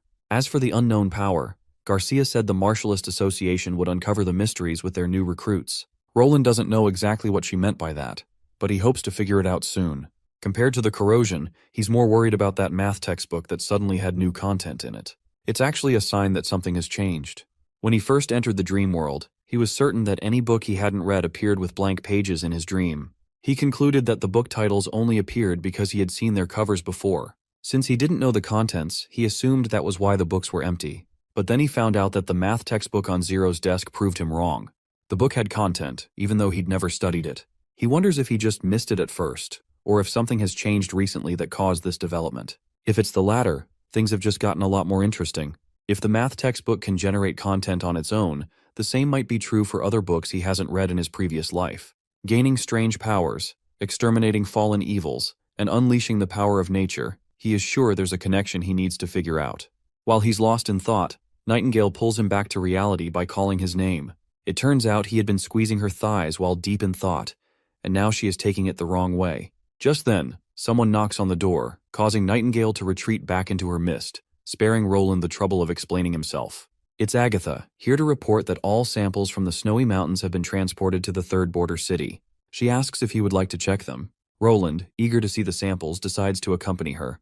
She suddenly notices Roland's awkward voice and startled face, making her wonder if he's sick. Of course, Roland quickly tries to convince her otherwise. Still, she insists that he visit Lily for a thorough checkup before proceeding. Nightingale teases him from under her mist, causing the poor guy even more embarrassment. Finally, they arrive in the third border town, where Phyllis and her companions have been waiting for their king's arrival. Once inside, Roland faces the annoyance of Alethea, who's upset about his plan. Apparently, Roland wants to breed mutated bugs they captured from the mountains right here in the town. Even Pasha seems against this idea. His curiosity to research these deep-sea enemies might end in disaster. Well, this is exactly why Roland is conducting his experiment here, so the tequila witches can guard them. The bugs that have been captured aren't hostile at all, and they have no idea how to burrow through the rocks. All she needs is one chamber to keep them under control. According to Agatha's observations, these bugs don't have a sense of self. They only feed and breed. Maybe that multi-eyed monster was able to control them in some way. So, if a creature like this were hostile enough, it may have already reached Neverwinter City, and had caused a lot of trouble. Pasha apologizes to Roland on behalf of Alethea for her initial outburst. She was just worried that these bugs might be harmful to Neverwinter. Roland understands Alethea's concerns, but he can't ignore what Agatha and Lightning wrote in the report. According to the report, killing all the bugs just because of a small possibility of danger would be overdoing it. Keeping them underneath the mountains is already a secure enough plan. Roland then decides to take a look at these creatures. After walking for a short time, They finally arrive at the designated location. There, they see giant mushrooms. It's actually a nursery that Fulin set up. There's only one entrance, and the water comes from the rocks, so there aren't any nooks or crannies left for the bugs to get out of here. Agatha points out that these huge mushrooms will serve as a food source for the mutated bugs. If they can thrive here, they'll only have to put in a little effort to harvest lots of mutated bugs. Roland starts weighing his options. If he can't transplant the mushrooms, they'll have to get Lily to cultivate them. It's a pity the mushrooms growing in the ruins are poisonous and inedible. Otherwise, they'd make a great substitute for meat when it comes to protein intake. Phyllis is curious to know why Roland wants to grow so many bugs. After all, a handful of bugs would suffice if he only intends to experiment on them. Well, it looks like Roland has bigger plans that could potentially help with the development of Neverwinter. Agatha then uses her magic to take one of the bugs down. After killing it, she tears open the belly of the monster, and out comes this sticky, cum-like substance. This sticky fluid can be used as a perspective, and it stays liquid most of the time. But this sticky stuff isn't the highlight of the show. She tears open the monster further and pulls out this green stuff that seems like a gallbladder. The difference is this doesn't contain bile. As soon as she tears open the gallbladder and mixes the green liquid with the sticky white stuff, the mixture solidifies right away. It turns into a gummy, non-sticky, bouncy substance. Basically, it's natural rubber. Roland is also glad at this discovery. They've had people searching for rubber plants all this time, but they didn't find anything even remotely close to rubber. So, all this time, he had been relying on Soraya for any elastic material. Just as he had thought, there were no rubber plants on this land, but the ruins gave him a pleasant surprise. That's why he's willing to risk trying to cultivate these mutated creatures from the deep sea. Pasha finally understands the significance of this stuff. She's sure it can easily be used for making fishnets and ropes. Alethea, however, doesn't agree because this stuff is too bouncy to act like a rope. Nobody likes pulling on ropes that just keep stretching. While this stuff could be used for fishnets, Alethea is pretty sure Roland would never risk bringing these unknown bugs to Neverwinter just to make fishnets. Right now, she has no clue what crazy idea the Majesty is cooking up, but she's sure it's something much more significant. Roland is rather surprised to see Alethea not acting like arrogant bitch for once. She always had a problem with him, but this time she chooses to appreciate him. He then assures her that she'll be able to witness rubber's significance soon enough. Pasha then questions how they're going to make these creatures spit out the fluid themselves, as killing them each time would be very inefficient. Agatha isn't worried about this at the moment. If they don't find an optimal solution, they can just cultivate more of them to make up the numbers. After their little visit to the bug cultivation farm, they head back. Pasha introduces Jasmine and Lyra, who have volunteered to become devouring worms. However, they have this wish to experience the beautiful world Roland has spoken of, the one that exists in his dreams. Roland is more than happy to let them experience it. 2 days later, we see the steel warship cruising through the waters. This ship actually carries a relic that can help transfer souls, and Jasmine and Lyra will become devouring worms once the soldiers ship this relic to the third border town city. Counting Jasmine and Lyra, Neverwinter City will have 3 devouring worm vessels. Not only will this bolster their overall power, but it will also help speed up their development. We then get a glimpse of a few days earlier, when Jasmine and Lyra had fun in Roland's dream world. Seeing them so happy really made Roland happy as well. If it weren't for the tequila witches, he would have refused to believe that anybody would be willing to give up their human bodies and dedicate their lives to defeating the devils. 400 years ago, these girls made this exact decision in front of the magic core. It's not that they desired to have their senses stripped for eternity, it's that they had no choice, and they don't regret it either. Suddenly, Phyllis arrives at the dock. Roland questions her, asking if witches can't disconnect themselves once they possess a vessel. Just like Jasmine and Lyra, would they be able to disconnect themselves from the devouring worms? Phyllis explains that divine punishment witches are different from vessels. Witches can still maintain their consciousness to a certain degree, even after their souls have been transferred. Rather than fusing with the vessel, it's more like the witches are the manipulators. However, vessels are different. They are containers.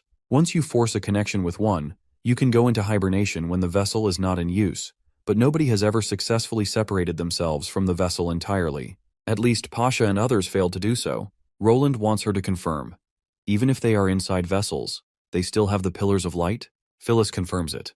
After all, without magic, it would be impossible to move those huge bodies. Roland is sure that one day he will find a way to bring them back to the dream world. Phyllis is also hoping that day arrives soon. We then cut to this warship. On board is Lorgar, and it's her first time riding such a massive and advanced ship. Later, she meets Andrea on the ship and questions him about how this ship is even moving without any wind. Andrea then briefs the curious girl with all the juicy details about steam engines and how they work. And the one who is backing all this advanced technology is Anna. These modern weapons are so powerful that even an ordinary human gave Ash a run for her money. That ordinary human, who was Knight Carter in this case, was equipped with a weapon Anna created. Basically, Lorgar could further harness her potential if she requests Roland to make a personalized weapon for her. Andrea is sure that with those giant machine guns strapped over her back once she's in monstrous form, she could be a force to be reckoned with. It seems like Lorgar is not ready for it yet. But still, she decides to keep this possibility in mind as well. After all, her father did say that she should always be open to new things. Suddenly, Maggie arrives in the sky in her pigeon form.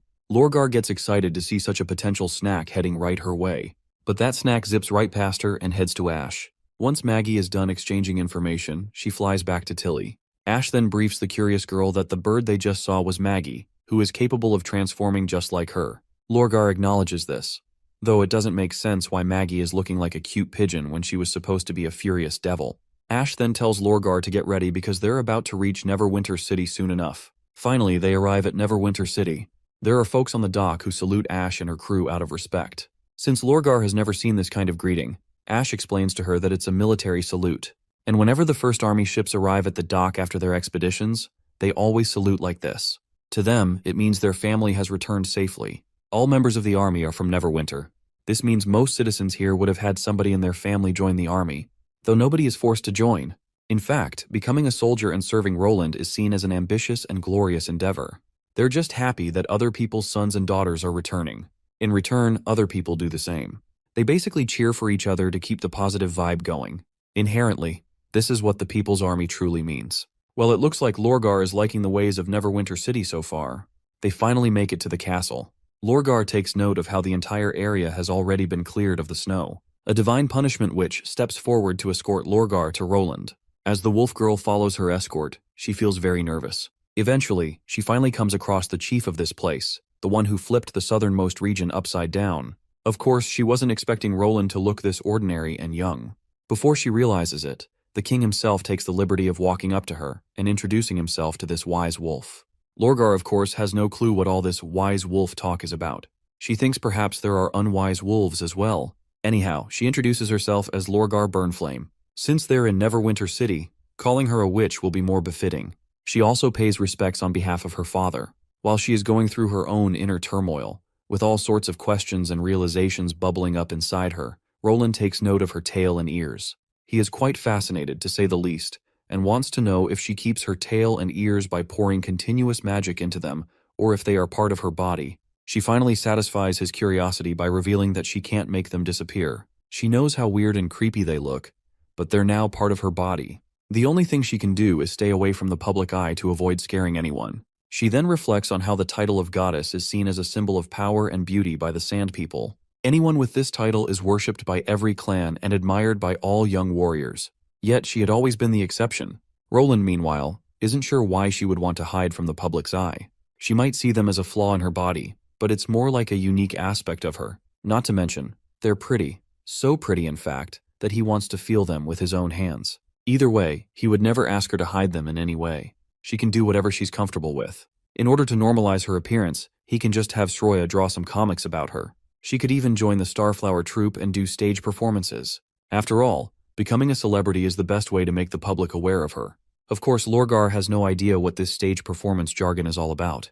But that's for later. Roland wants her to confirm if she's here to contribute to the upcoming divine war and fight devils. Lorgar responds positively. Not only that, she also came here to further improve her skills.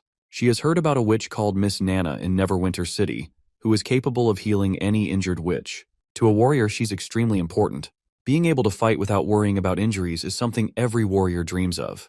Roland acknowledges her fighting spirit and assures her that once she signs up for the Witch Union, she'll have plenty of chances to fight. Lorgar then wishes to fight alone. She wants to be like a mercenary. Aside from fighting, she doesn't want to be distracted by anything else. Internally, she thinks that she doesn't want to become absolutely loyal to this king without knowing anything about the North. She's from the Sand People. If this king fails to deliver his promises to them, those who migrate here will one day split away from Grey Castle. If that day comes, Grey Castle will become their enemy, and she can't be hasty with her decision. Though Roland rejects her mercenary proposal. This, of course, makes her curious why he's saying that, since mercenaries are highly coveted among the clans. In fact, she's even willing to fight for free. Roland, on the other hand, gives his peace of mind. They are facing a war, so it's much more complicated than little fights among clans. Lorgar feels rather annoyed that this guy treats her fights like nothing more than toddler squabbles. He reminds her how powerful Ash actually is, so powerful in fact that she's considered one of the extraordinary fighters. However, there's something even above that. When a witch breaks through the limits of the mortal body, they become stronger and stronger, and nothing can stop them. That's when a witch becomes transcendent. Yet, with 3 transcendents, dozens of extraordinary fighters, and countless battle witches, they still failed to defeat the devils. A huge kingdom once turned to dust. This time, his kingdom will be the one to turn to dust if they don't do something. His reason for saying no is simple. This isn't just a one-on-one battle she can fight. This is a war to decide which civilization survives until the end. No matter how strong an individual is, individual power is insignificant in war. More importantly, he doesn't want to send her recklessly to her own death. It seems like nothing is going as Lorgar had expected. She had wished to become his mercenary on the condition that she could practice fighting with other witches. She also wanted to receive medical treatment from Miss Anna, but she would pay her own bills. She had been sure that this plan would work, and then Roland would assign her mercenary tasks to carry out. She would diligently take down her opponents. But what happened now is the exact opposite of what she thought. Hell, he even likes her and complimented her ears just now. It's very unusual for her to be considered pretty. Anyhow, she can say no to his proposition, but she's not losing much even if she accepts his terms. Her original plan was to learn new things about this city, find out more about the devils, and align with other witches. And she can still do that, albeit at a slower pace. He's also right about one thing. One shouldn't rush into things without knowing the full danger. As she walks through the town, she considers all the possibilities and how thoughtful Roland is with each step. This makes her even more confident about his plans and ambitions. She suddenly stumbles across a pub selling turbulent drinks, and newcomers can get a 50% discount on their first drink. By the way, these were called turbulent drinks in previous translations, but now they're being called chaos drinks. Lorgar gets curious when she hears the unusual name for the drinks. We then cut to Nightingale, who reports to Roland about how Lorgar wasn't being completely truthful. She warns him to be cautious around her and even suggests letting Wendy test her out. But the Majesty feels that keeping an eye on her is only necessary if she joins the Union. Since she hasn't applied yet, there's no need for concern. Plus, Lorgar definitely came to Neverwinter City to fight the devils and improve herself. That alone is reason enough to trust her. The Witch Union was formed to give lost witches a sense of belonging. There's no point in forcing someone to join if they're not ready. Not to mention she's new to this foreign city, so it's natural for her to be cautious. Roland decides to let her be, though it's a shame she isn't joining right away. The guy's got a serious crush on wolf girls with tails and pointy ears. If only he could have touched them. Even Nightingale can sense his pervy thoughts, so she starts throwing deadly daggers with her sheer glare intensity. Suddenly, there's a knock on the door. In comes Barov. He's here to report that the members of the Joint Chamber of Commerce have just arrived at the castle and want to see the Majesty. The next scene shows Roland entering the guest room, where all the merchants, including Margaret, greet him with utmost respect. They're here to deliver the good news. The sample of chaos drinks they distributed among merchants has instantly gained everyone's approval. Literally, no one is getting tired of praising it. It's only a matter of time before the drinks go on sale and become the most successful product in the fjords. More importantly, it's not just drinks. For instance, that bottle of spicy juice might not quench one's thirst, but it can elevate the taste of your fish and barbecue to a whole other level. Not to mention, it keeps your body warm and your senses sharp. It's even more effective than rice liquor. Those who drink rice liquor can't drive due to dizziness. But that's not an issue with the chaos drink. Adventurers have also taken notice of the chaos drink. After all, it keeps your body warm without any side effects.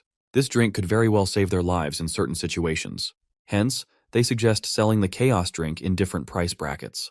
With such a special item, all it takes is some advertising to bump up the price. Not to mention, the drink is consumed in bottles. Roland isn't surprised at how well the merchants understand the market and handle the product. They only needed some samples to realize this item can be divided into various varieties. To maximize its value, the best approach is to price them differently based on their purposes. In light of this positive feedback, Roland suggests signing the necessary contracts before getting ready to sell the products. He's confident they'll agree with the terms for pricing and distribution. In addition to the terms he's already revealed, he also adds that everyone is required to pay a 30% deposit before receiving the goods. One of the merchants reveals that he's got the gold ready in his cargo ship. With that, Roland decides to visit the drink factory. The merchants follow Roland to the factory, and in the basement, they see dozens of barrels stacked up. Roland reveals that this place can produce 20 barrels of chaos drink every month. The merchants are advised to divide the haul accordingly, with each merchant receiving 5 barrels. It doesn't matter how long it takes for them to sell their share, they'll receive 5 barrels every month, as long as the factory's production goes as planned. It's up to the merchants whether they want to collect their haul every 3 months or every 6 months. For now, 100 barrels are ready to be shipped. One of the merchants inquires if they're allowed to taste the drink. Roland reminds them that this isn't wine that gets better with time. While some chaos drinks can last for a long time, that doesn't apply to all of them. After brewing, the drinks need to be sterilized and sealed. Well, none of the merchants have a clue what sterilization is about. Roland brushes off their confusion, explaining that chaos drinks can spoil like any food. The warmer the climate, the faster they'll go bad. So sterilizing it can counter that problem. They don't need to understand the science behind sterilization. Just need to keep in mind that once the barrel is unsealed, the drink won't be at its freshest anymore. They can choose to sell them right away or store them properly. As long as they keep them in a dark place, away from light and humidity, they'll easily last 1 to 2 months. One of the merchants raises a question. Since every barrel is filled with a different kind of drink, some are bound to sell better than others. So how are they supposed to choose the barrels with the highest sales potential? If only Roland could divide every barrel into 4 parts before sealing them, then every merchant would get the same variety of drinks as everyone else. That would level the playing field. Roland considers this option, but after thinking it through, he realizes it would just pile more unnecessary work on Soraya and Lily. It's not like he benefits from doing this. He doesn't care who sells which drink. So he rejects the merchant's proposal. See, sterilizing the drinks isn't easy. If he starts splitting up barrels, each chamber of commerce ends up with fewer stocks, but more variety, which doesn't actually help their sales. And when it comes to flavors, the northern and western regions have completely different preferences when it comes to drinks. The unpopular ones here might do great over there. As merchants who move goods around all the time, they should already know this. Besides, flavor isn't the issue here, it's how you sell it. They should get the most out of each drink and find their own niche. Eventually, he tells them to go ahead and pick whichever chaos drinks they like. As all the merchants start wandering around, trying to grab the best barrels, Roland sneaks up beside Margaret and gives her a little tip. He points out a certain barrel number and tells her those are the most delicious ones. It's a thank you gift. If she hadn't brought those merchants over in the beginning, the West wouldn't have developed so quickly in just 2 or 3 years. He knows she didn't come to Border Town for business at first, but the town still benefited from her efforts. So giving her this little help now is nothing in comparison. Though this is the only time he'll do something like this, if the others catch on, they'll definitely get suspicious. Margaret gladly accepts the offer, and since he's being so generous, she decides to return the favor with a little inside info. She leans in and whispers that one of the merchants she mentioned earlier, her good friend Hogg, is planning to visit the western region soon. But from what she's read in his letter, he won't be coming alone. Turns out the machines my guy had been selling are becoming pretty popular. Pretty much every businessman who owns mines wants to know more about these steam engines and all that stuff. So there's a good chance Roland will need to ramp up production in the next 6 months. Looks like the pieces are finally falling into place. See, if any of the small kingdoms or towns need machinery, they'll have no choice but to buy the raw materials, equipment, and key components from Neverwinter, because they lack their own industrial system. Which means this will seriously benefit Grey Castle. It's finally time for Roland to start building even more factories. We cut to Tilly, who's writing a letter to her assistant, Camilla, on Sleeping Island. She reports that the months of demons are finally over, and peace has returned to the western region. The celebration was pretty fun, and townsfolk gathered for hot pot. Roland had broths going in 4 massive metal pots. Then he threw in meat, vegetables, whale chicken, and birdkiss mushrooms. The smell was so good, you could catch a whiff from the other side of the river. He called hot pot a Neverwinter specialty, and no party was complete without it. Tilly writes about all the fascinating stuff happening in Neverwinter and why it feels so good to be living there. She also talks about Ash and Andrea's exploits, like how they successfully conquered the southern region. Right then, Ash shows up in the room. The two share a light, friendly chat before Tilly goes back to writing her letter. According to her promise with Roland, the relocation of witches will happen in spring.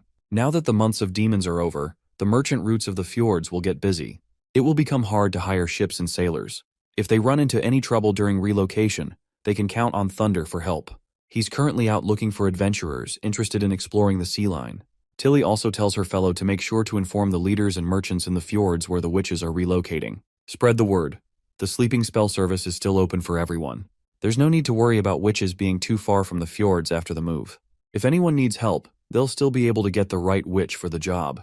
Tilly has a feeling that the route from the west to the fjords will soon become one of the busiest trade routes. Crossing the straits will become commonplace, especially when the converted paddle steamers at the port are finally complete. She further reminds Camilla of the objective behind their relocation to Neverwinter. It's not because they are abandoning Sleeping Island. Neverwinter City is the first line of defense against the devils. It's also the most dangerous place during the battle of divine will. As humans, they must do their part and fight their enemies with all their might. However, even Roland cannot guarantee that victory will certainly be theirs. When the western region falls into the hands of their enemies, the fjords will be the only place they can take refuge. That being said, Tilly's first wish is that they never fall to their enemies. As long as Sleeping Island is still there, they still have hope. We then learn a bit about Camilla Derry.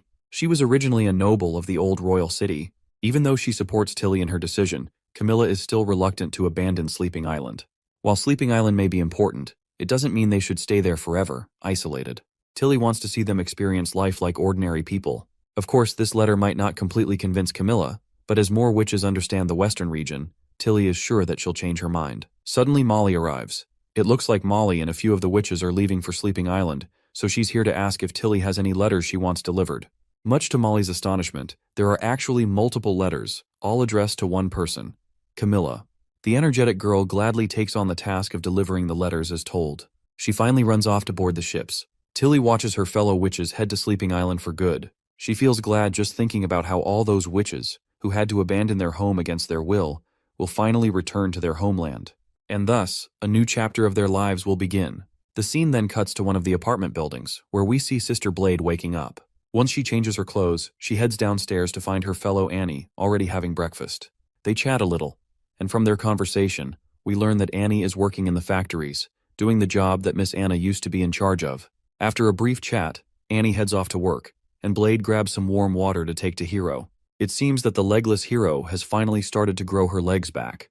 To understand how this miracle happened, we flash back a month. In the infirmary, Nana grimly revealed that Hero's condition was beyond her scope. She could only repair small injuries, like broken fingers, and that was it. That's when Roland breaks it to her that she's more than capable of doing it with the help of Blade. Once Blade turns into her blade form, Nana takes the dagger in her hands. Just by holding it, Nana can tell that her healing abilities have gotten stronger. She promptly starts applying her magic to Hero's amputated limbs, and miraculously enough, Hero's legs begin to grow back like roots. Though the process is so draining that Nana can only hold it together for less than a minute.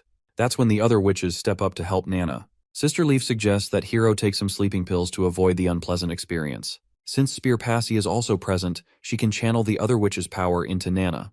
A few days later, at the clinic, Hero returns for her leg treatment. Nana once again grabs Blade in her hand, just like the other day. Furthermore, Spear Passy helps transfer Sister Leaf's immense magic into Nana. Anna quickly slashes Hero's ungrown part of her legs, and the little girl begins the healing process. An hour goes by, and both Blade and Nana are utterly exhausted. When Hero wakes up from her unconscious state, she finally has new legs. Tears begin streaming down her face as she's overwhelmed by the sight. In the heat of the moment, she hugs Annie. We then cut to Roland, who is reading reports about the success of Hero's surgery. This surgery helped prove that Blade's abilities increase other witches' power limits. For example, Hummingbird has a limit on how long she can keep heavy objects light. Similarly, the same logic applies to Nana. Creating limbs was way beyond her power limit. However, Blade was able to raise this cap. Something impossible was made possible with her presence. Based on Wendy's report, when Blade merges with other witches, those witches can feel their powers getting significantly stronger. So far, Blade has helped Soraya, Agatha, Lucia, and a few other witches harness their powers even better and do wonders. Well, it seems like Blade is going to be the busiest witch in Neverwinter. Suddenly, an officer arrives and reports that Sir Kyle of the chemical industry wants His Majesty to visit Research Lab number 4. He says he's found an answer to the matter Roland had requested. It looks like Kyle Sichi has outdone himself again, and our boy can't wait to see the results. We promptly cut to Research Lab number 4. Inside one of the rooms, Kyle Sichi is busy conducting experiments with chemicals. He bows his head respectfully to Roland before revealing that the black water from the southernmost region actually consists of multiple types of liquid. Kyle Sichi carried out some experiments following methods in intermediate chemistry and discovered that he could separate these liquids through distillation. Not to mention, they're all combustible. The liquids that rise to the top are the most reactive ones. The liquid in the tube is the most explosive among all categories. Roland is glad to see the discovery. Up next, Kyle is responsible for figuring out how to mass produce them. We then transition to Neverwinter City. There, we see one guy in the crowd particularly in high spirits. Actually, his poultry farming business is booming, with over 100 employees working under him and countless chickens and ducks on his farms. Since his business is doing so good, people often call him the Ducking Chicken Knight. As he's having the time of his life talking to himself and laughing with joy, the onlookers can't help but take note of this guy's unusually happy mood. Suddenly, a guy calls out to him and tells him that Roland needs him for something. The guard who came to relay the message didn't explain why His Majesty was calling. The chicken farmer has no clue why he's being summoned out of the blue, especially since the farmer mobilization meeting just ended. Being overly optimistic, all his success is getting over his head, making him believe the Majesty perhaps wants to make an example out of him for others. At the third border city, under the foot of the North Slope, we meet Roland being followed by the chicken farmer. It looks like they're heading into a tunnel where Roland is farming those deep-sea creatures. The farmer is flabbergasted to see such a massive and spacious tunnel. We then cut a little earlier, when he first met the Majesty. Before coming to Border City 3, Roland had explicitly told him the job he's about to perform is very confidential. He's absolutely not allowed to tell anyone about what he's going to do. While the chicken guy agreed to the terms, he's sweating about the unknown ahead. I have a feeling this guy will be in charge of taking care of those deep-sea bug farms. Right away, they come across two divine punishment witches. They stare at the commoner before asking His Majesty if having a mortal around is really safe. Roland reveals that he doesn't intend to keep his people in the dark about what's happening behind the scenes. Sooner or later, he plans to reveal everything to the public. So by involving important people, like those working in City Hall, it's the first step. At this moment, Pasha drops down from the ceiling with her massive body, causing the poor chicken farmer to absolutely lose his soul out of his body. Bro literally feels numb down to his knees and plops over, while Roland casually greets Pasha like they're best buddies forever. Roland wants a brief report about how the bug farming is going. Pasha reveals that there's significant growth in their numbers. As long as there's an abundance of mushrooms, they can keep eating forever. Roland is relieved that raising these bugs isn't a big headache. He then finally introduces her to the chicken guy, mentioning she used to be a very famous lady in her time. Of course, the chicken guy isn't sure from which angle this giant monster looks anything like a lady. That's when Pasha pokes the guy on the head, giving him a visual of her human appearance in his mind. Roland proceeds to walk towards the bug farming nest. As they walk, Roland briefs the guy about how 400 years ago, these witches lived on barren land and built their own towns. However, a disaster befell their town, and they somehow ended up in these grotesque bodies. Now they're immortal monsters, forced to live with this pain forever. Now that Roland has decided to take in these survivors, they're considered Neverwinter's allies in the fight against the devils and citizens of Grey Castle. But, as anyone can see, it's pretty normal for people to think negatively of them because of how they look. The farmer guy is more than willing to accept and respect their existence. While it sounds very bizarre, if it's Roland endorsing them, then there's no other choice but to believe it. That's what a loyal minister should always do. They finally arrive at the farming fields filled with giant mushrooms, where the bugs are eating away at them. Of course, the farmer guy is literally sweating just standing there. Roland reveals how they call these things rubber bugs. They're able to produce a very useful industrial material, one that's just as important as food. Since this chicken guy has a lot of experience raising ducks and chickens by feeding them worms, Roland wants him to raise these bugs as well. Unsurprisingly, the chicken guy feels like his whole world just got turned upside down. Roland further reassures the chicken guy by casually kicking one of the rubber bugs, trying to show that these big fellas aren't hostile at all. Despite their freaky size, they're extremely timid. All you have to do is collect the slime inside their stomachs from time to time. The rest of the details about these bugs are written in a manual, which Roland hands over. Chicken guy can study it first and then figure out a way to make them mature faster, so they can harvest slime more efficiently. While the chicken guy is fine with the job, he's not sure he can handle it alone. Roland already thought of that. He's free to recruit help from the First Army if needed. Plus, if he does a good enough job, the Majesty promises a reward during this year's award and merit ceremony. Later, Roland runs into Jasmine and Lyra, except they're in their devouring worm forms. After greeting Roland, the two girls quickly retreat back into their hideout. Pasha explains that Jasmine and Lyra just came out to say hello before entering hibernation. Burrowing worm vessels burn through a ridiculous amount of energy, and usually, Fulan alone handles all the digging and transporting work. No need for 3 vessels at once, but Roland tells the girls to stay awake. There are going to be plenty of new projects soon, and Neverwinter will need all the help it can get with construction. As for food, City Hall will provide everything they need.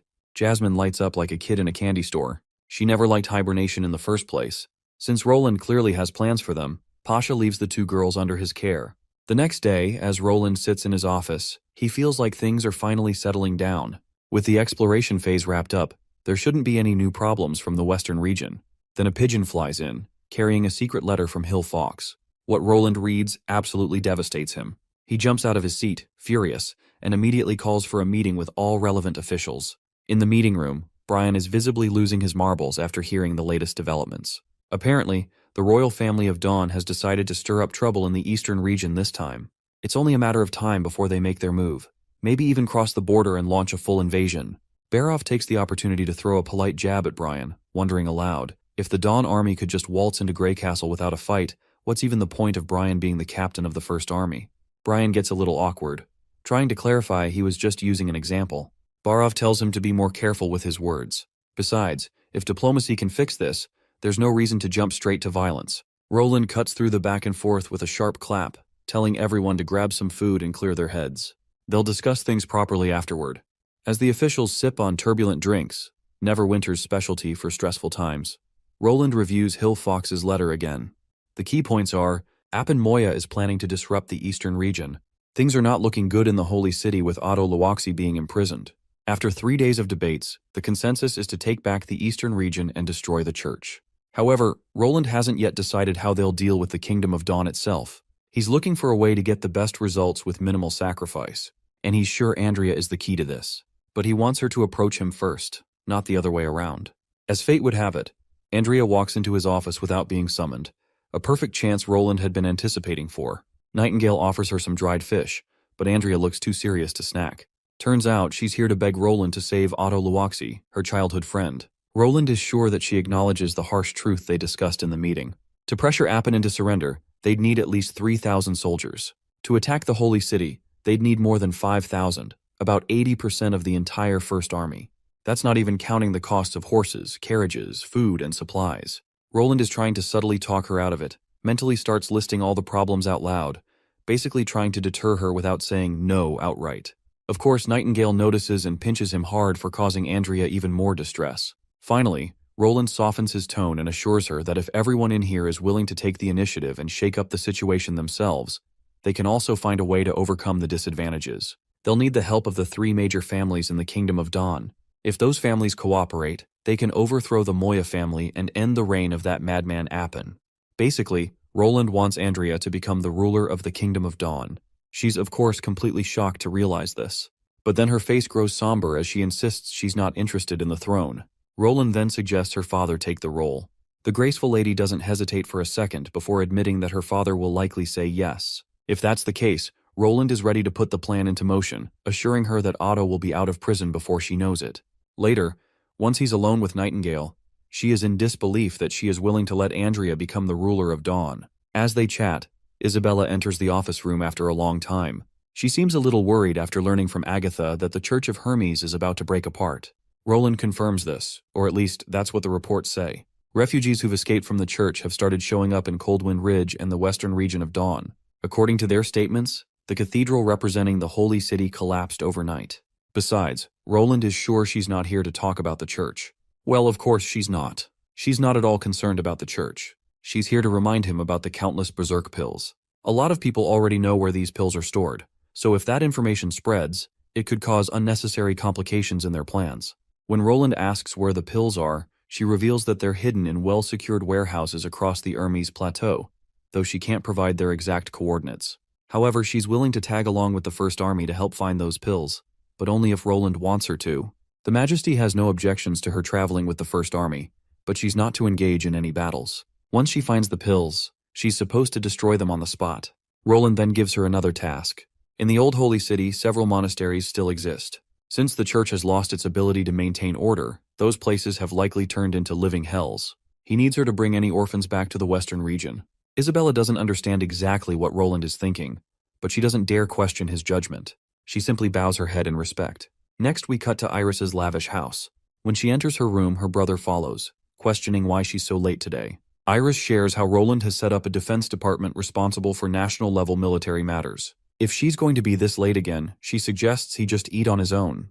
But her little brother believes it's worth the wait as long as he gets to eat with his beautiful sister. While eating, he asks why she didn't speak much during the meeting. She's pretty sure she already had all the answers to the daunting problems Roland has been facing. She reveals that the reason she stayed quiet during the meetings is because she's positive Roland will have Andrea take charge of the issue with the Kingdom of Dawn. She noticed how his gaze landed directly on Andrea 17 times over the past 3 days. Since Andrea isn't a member of City Hall and isn't a main decision-maker, there must be some other motive. She brags how she had to use her peripheral vision to observe this, and she's sure Roland didn't realize she was watching him all along. Her little brother can't help but feel disturbed seeing how full of herself she's become. Moving on, She reveals that she had talked to Andrea and tells her to support Roland in his endeavors. Only then will he be able to help rescue Otto. The next day, in the courtroom, Brian is once again going bonkers, promising that the First Army will exterminate all enemies, no matter how far they are. Roland then gives his verdict. He will split their troops into two, sending one towards Hermes Plateau through Cold Wind Ridge, while the other heads east to the kingdom's border. They'll attack the Kingdom of Dawn from two sides, aiming to take over the City of Glow by early fall. Everyone in the conference room is pleased with the decision. Iris can already tell that things are about to get a whole lot more hectic from here on out. We then cut to Lorgar, who is counting down her money, and it seems things aren't looking great for her. It only took her 2 weeks to spend over 3/4 of the money she had. Most of her money went to buying expensive drinks at Evelyn's Complex Winehouse. The prices at that damned place are literally daylight robbery. Then again, she shouldn't be blaming others for her own financial failure. After all, she willingly paid for everything herself. She continued to chug down drinks, and Evelyn kept bringing more and more. Honestly, now that she thinks about it, those drinks were so delicious that she just couldn't resist herself. Every drink tasted amazing, no matter how distinct or unique each one was. Anyway, seeing her dwindling reserves, the only thing that brought poor Lorgar any comfort was immense sorrow. A while later, she finds herself in a forest. She strips off her clothes and transforms into her wolf form. As she's running through the forest, a monster suddenly charges at her. But Lorgar simply leaps out of the way, causing poor Maggie to dive headfirst into the ground. Of course, we all know it's Maggie. Even Lorgar begins to recognize the sound of the monster, realizing it's someone she's heard before. The wolf lady musters up the courage to ask if the monster is Maggie. Naturally, Maggie reacts with immense shock upon hearing a wolf speak. Just then, Lightning arrives on the scene and asks this wise wolf for her identity. Lorgar immediately transforms back into her human form and introduces herself as Lorgar Burnflame, from the desert. She came here following Ash and Andrea. During her travels, she mentioned Maggie, which is how she had a hunch it was her. Maggie recalls seeing Lorgar back on the ship when she delivered a message to Ash. Meanwhile, Lightning finds it unfair that nobody told Lorgar about her. So, our adventurous girl takes it upon herself to introduce herself to this wise wolf, the greatest explorer in the western region. Well, more like the greatest explorer in Grey Castle. It's then that Maggie notices a small but interesting detail about Lorgar. "Why are you naked?" she asks while staring at her. Poor curious Maggie continues to stare at the naked wolf, earning a bonk on the head from Lightning for making their guest uncomfortable by staring at her. Lorgar quickly gets dressed and asks both of them why they attacked her. Lightning embarrassingly admits that they thought Lorgar was a mutated snow wolf. You see, both of their jobs include patrolling for demonic beasts, hunting food for the castle, and keeping an eye on the entire Northwest. Not to mention, they also steal bird eggs, pick beehives, and play hunt games. Though these activities aren't part of their original job, Maggie is a sucker for them. Anyway, very few people find their way out here. Plus, months of demon activity just recently ended, so it was unusual to see a monster in the wild. Now that Lightning has explained their side of the story, they throw the question right back at Lorgar. This isn't barren land. She could have bumped into demonic beasts, and there are much more dangerous things out here. So both girls are curious to know why she came all the way out here by herself. She then finally comes clean that she's looking for the devils. There are rumors about an abandoned city, and she's heard they were once spotted there, and she plans to hunt those nasty beings down. Lightning can barely hold back her laughter as she watches this gullible woman speak so bluntly about devils, as if they're just stray dogs she can take down. She finally reveals to this not-so-wise wolf that it's been over 400 years since devils appeared in Tequila. There's always the danger they could return at any moment, which is exactly why she patrols these lands. However, if she wants to find the abandoned city, it's going to take at least a week. The barren lands cover a vast area. If her directions are off by even a little, she won't find that city. You see, that place used to be known for its fertile soil, and it's much bigger than Grey Castle. In fact, it's even bigger than the Four Kingdoms combined. The poor girl feels dejected, knowing it's going to be a pain in the ass to find those devils. Meanwhile, Lightning can't help but notice how Lorgar's been putting her life at risk. Following rumors to find Devil's origin. So, both adventure-seeking girls get excited and invite Lorgar to join their exploration group, offering her more security and freedom to explore uncharted territories with them. But it looks like the unwise wolf isn't interested in playing games with these little kids. However, her curiosity peaks when Lightning reveals she knows where the Tequila ruins are located and is willing to take her there if she joins their team. Lorgar is sold instantly, and Lightning further glamorizes how she and Maggie are the only ones who've had the liberty to touch its walls. It's not just Tequila, though. Lightning knows a lot about the devils, too. She's even fought powerful elite devils before. She knows things nobody else knows. Night falls. and while Lorgar may be reluctant, she has no choice but to tag along with these little girls, especially since this seems to be the only way to gather more intel on the devils. After a short journey, they stumble across a little hut smack dab in the middle of nowhere. It seems to be Lightning's base, where they'll rest for the night and continue their journey tomorrow morning. Lightning starts a bonfire and sits down to smoke some barbecue sticks. Lorgar is quite impressed by how cozy it is, wondering if they built it themselves. Lightning claims they didn't build it. It's just a natural shelter they stumbled across. The trunk was hollowed out by bugs, and its branches fell due to weathering. The branches and leaves created a natural canopy. As for the windows and door, Maggie and she made them. There are plenty of resting places like these in the barren lands. Lorgar feels the vibe here. She sits down and takes a bite of the meat Lightning just roasted. The food is so delicious that the wise wolf can't hide her joy. Apparently, this isn't just any regular meat. It's a lake frog caught in the icy springs of the snowy mountains. It took Lightning quite a bit of effort to catch it. Lightning adds that, as explorers, trying new foods is part of their job. The food is so tasty that Lorgar can't get over it. The next day, they continue their journey and finally reach the place they've been looking for. When Lorgar takes in the full view of the abandoned Tequila City, she can't help but realize how massive it is.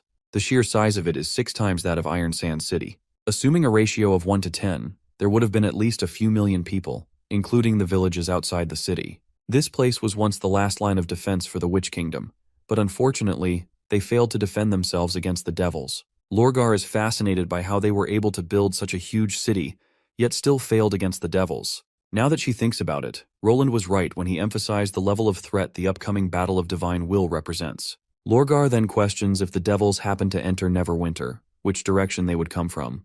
As far as Lightning's understanding goes, they could come from anywhere west of the ruins. It gets pretty dangerous deeper into the barren lands, including traveling in the sky. The reason behind this is that there's fog, and the sky sometimes turns red. It's something the devils need to survive, similar to how humans need air to breathe. The weather's great today, so the sky is clear and blue, but when it's cloudy or rainy, you'll often see red fog on the horizon if you fly high enough. It's like poison to the witches. Any contact with it is enough to critically injure you. Since they don't know how far the fog can spread, they rarely cross over Tequila. Devils' main weakness is the tube on their bodies, but if Lorgar ever bumps into enemies, it's better for her to retreat immediately and report the matter to His Majesty. Lightning then hands her a map since she's part of the exploration team. The map marks all the unexplored areas, and if Lorgar happens to go into these areas, she can draw anything she finds, like bird nests, beehives, or wolf dens. The most important rule is that she's not allowed to keep all the loot for herself. She has to share it equally among the team members. Lightning then reveals that they'll be leaving Neverwinter because Roland is about to dispatch the First Army to the Eastern region and Hermes. It's likely that she and Maggie will have to leave with the First Army and won't be back for a few months. So, while she helps the First Army sniff out the enemies and fine-tune the cannons, Lorgar is to stay here and explore the barren lands. We then cut to Border Town. In the office, Roland looks utterly exhausted. Ever since he gave orders for the expedition, he's been holding several meetings a day. The feeling of having power was great at first, but now it's starting to tire him out.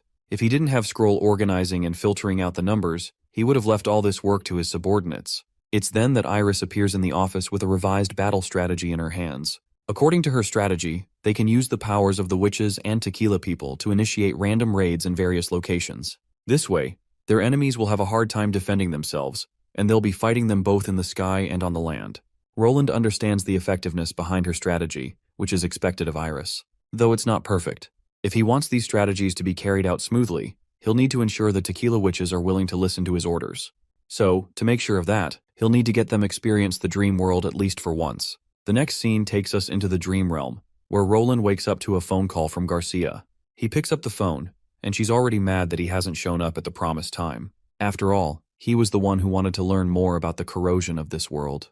The association decided on a time for newcomers to visit, and it's happening this afternoon. She tells him to come to the designated place after he has breakfast. Roland questions why it's so urgent since the meetup was supposed to be this afternoon. Garcia yells at him again, reminding him that he's not the only new member, and they need time to meet with other members from different regions. In order to avoid her wrath, Roland gets moving. He meets Zero in the other drawing area and informs her before leaving the apartment. She thinks maybe he's going out for a morning jog, and Roland kind of confirms it. Before leaving, he assures her that he might be a little late, so she'll have to fend for herself. With that, he walks out, shutting the door behind him. As Roland walks through the streets, he notices a lot of people on their daily jogging routines. This motivates him to go jogging himself. Once he arrives at the storeroom where he's set up his new base, we meet all the witches from before. After pleasantries, Roland drops a tidbit about a special task he has for them. According to Garcia, the association will bring the new members to their headquarters when they show them around. They usually keep the location of the headquarters a secret, and that's why Roland wants to take this opportunity to figure out where they've been storing the force of nature. To do that, he needs their help. Fadi is all in to assist Roland with her bugs. She plants one of her bugs inside his body so she can always know where he is and what he's doing. Looks like bro dislikes these creepy crawlies just as much as I do. Back to business. He wants to confirm if they've all learned how to hail a taxi by now. The girls quickly explain the step-by-step procedure for getting a taxi and the etiquette for riding one. Once they arrive at the headquarters, Roland wants Ling to sneak inside. Even though there are no divine judgment stones in this world, there might be another method the association is using to disrupt magic, so they all need to be cautious. If they think the infiltration plan is falling apart, they can prioritize their safety and retreat. One of the witches is told to stay behind and take care of everyone else. Roland further offers her money for takeout, which should be enough for 3 meals a day. The meat girl quickly expresses her desire to join the infiltration team, as she's also good at infiltration. But Roland assures her that her contribution isn't necessary. If she does exactly as she's told, he promises to take her to the cinema next time. The girl's eyes light up and she becomes all cute and smitten when Roland pats her. A while later, Roland finally spots Garcia in the corridor. The guy sprinted down here and is now panting heavily, as if he just ran a marathon. Garcia notices him and decides to end her phone call. It looks like Roland overheard a bit of the conversation and wonders if the Clover group is talking about demolition again. Garcia responds coldly, saying it's none of his business. They have some small talk, and during the conversation, Garcia asks about the girls who have been living with him in his house. Roland quickly brushes the topic aside, eager to change his clothes before doing anything else. A while later, Bro returns looking like a true gentleman in a 3-piece suit. Since it's his first time visiting the headquarters, being a little formal is natural. Now that he's becoming an official member, he can't afford to be too casual. Otherwise, they might think he's rude. It's clear Garcia is a bit flustered seeing him look so good, but being the tsundere type, she brushes off the compliment and decides to move on to avoid further embarrassment. Later, the pickup bus arrive and they proceed to get on. Roland notices the bus doesn't have any number plates, and he can't see what's inside through the windows. Just as he's about to board, Fadi and the other witches signal Roland before getting into a taxi, letting him know their plan is going just as intended. Garcia finally ushers Roland onto the private bus, so private that even the windows are meticulously blocked. As she drags him to the last seat, he asks if the guys on the bus aren't her colleagues. Garcia explains that the Martialist Association isn't a company. Most of the people on this bus are like him. They've just awakened, so it's their first time seeing each other. Roland notices the strong hostility emanating from these guys. Garcia then reveals that not every awakened person has noble intentions. Some of them used to be fence-sitters, and they were forced to lean toward the association due to how bad the erosion had gotten. It's normal for these guys to be in unusually bad moods. In the past, conflicts arose where new awakeners killed association members during their missions. Eventually, the defenders had to step in and eliminate them. If any of them try to provoke him, she suggests ignoring them. The association will punish them severely. The force of nature granted to them by the gods was meant for self-defense, not to take things from others. If they don't stop the erosion, this world might cease to exist. Many are so busy enjoying their powers that they've forgotten their responsibilities. Roland understands. It's possible that the witches 800 years ago thought the same way before they established the Union to fight against the devils. Out of the blue, the bus comes to a sudden halt and begins to descend. Garcia reassures a nervous Roland that they're just in an elevator. She shifts his attention to the outside, where they can see the floors as they descend. Given how many floors this place has, even the entire third border city seems like a small town in comparison. The others are also fascinated by the massive size of the headquarters. Roland starts to worry if Ling will even be able to find her way down here. Eventually, they reach a spot with a giant monument standing in the middle. Soon after, people start pouring out of their buses, instantly crowding the area. The reason for the crowd is that the association has countless branches, but only 2 headquarters. If he wants to experience the erosion by himself, he must visit one of these 2 headquarters. Not only can you see erosion here, but you can also touch it. However, it's better to avoid physical contact. The lights go down, leaving only spotlights illuminating the monument and one on a woman who appears out of nowhere on stage. She welcomes everyone to Prism City and introduces herself as Lan, the chief disciple of Rock's defenders. The audience, however, isn't really interested in hearing her talk. After all, they didn't travel all this way just to be greeted by a chief disciple. They want the real deal. Lan calms the eager crowd down and explains that the defenders usually welcome the new disciples. However, something happened in Sky City. and as a result, the master and the other 3 defenders had to leave a few days ago. Since she didn't want to delay the tour, she stepped in to continue it. Since many people here have been awakened for years, she can't truly treat everyone as newcomers. But now that circumstances have changed, she views their arrival as a sign that everyone here acknowledges the association's power. Naturally, everyone must push everything else aside for now and focus on defeating the fallen evils. The association doesn't care about their identity or status, they only care about future performance. The more dangerous the situation, the more important it is for the Awakeners to work together. If any of them can't accept the association's methods, they're free to leave. The room falls into silence as Roland can't help but notice how cunning the chief disciple actually is. Garcia grows a little agitated at Roland's unspoken criticism of her soul master. She further suggests that Roland stay out of her master's sight, as she has no patience for irresponsible people who are always late to arrive. The chief disciple cuts through the chatter with sharp, resounding claps. Since no one is leaving, she assumes everyone has made their choice.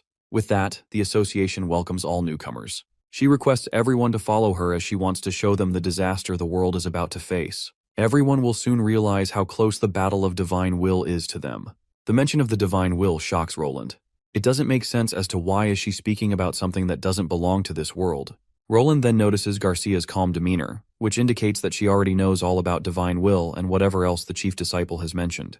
Once the speech concludes, the chief disciple leads everyone down more floors. By now, Roland is dying to know why the headquarters is so deep underground. It seems excessive if they're only trying to protect themselves or keep things confidential. Garcia assures him not to be too surprised. This place used to be a mine, and the lift tunnels were modified from abandoned mining caves. She then points out that some of the floors are new, dug further down as the erosion spreads. She reveals that no one can stop the erosion, not even the association. Rather than just protecting itself from the erosion, the association focuses on dealing with awakened individuals who have ill intentions. While it doesn't make sense to Roland now, she promises he'll understand soon enough. As all the participants take their seats in one of the auditoriums, Roland notices how well guarded the entire room is. The chief disciple grabs everyone's attention and begins narrating how an evil force has appeared in their world.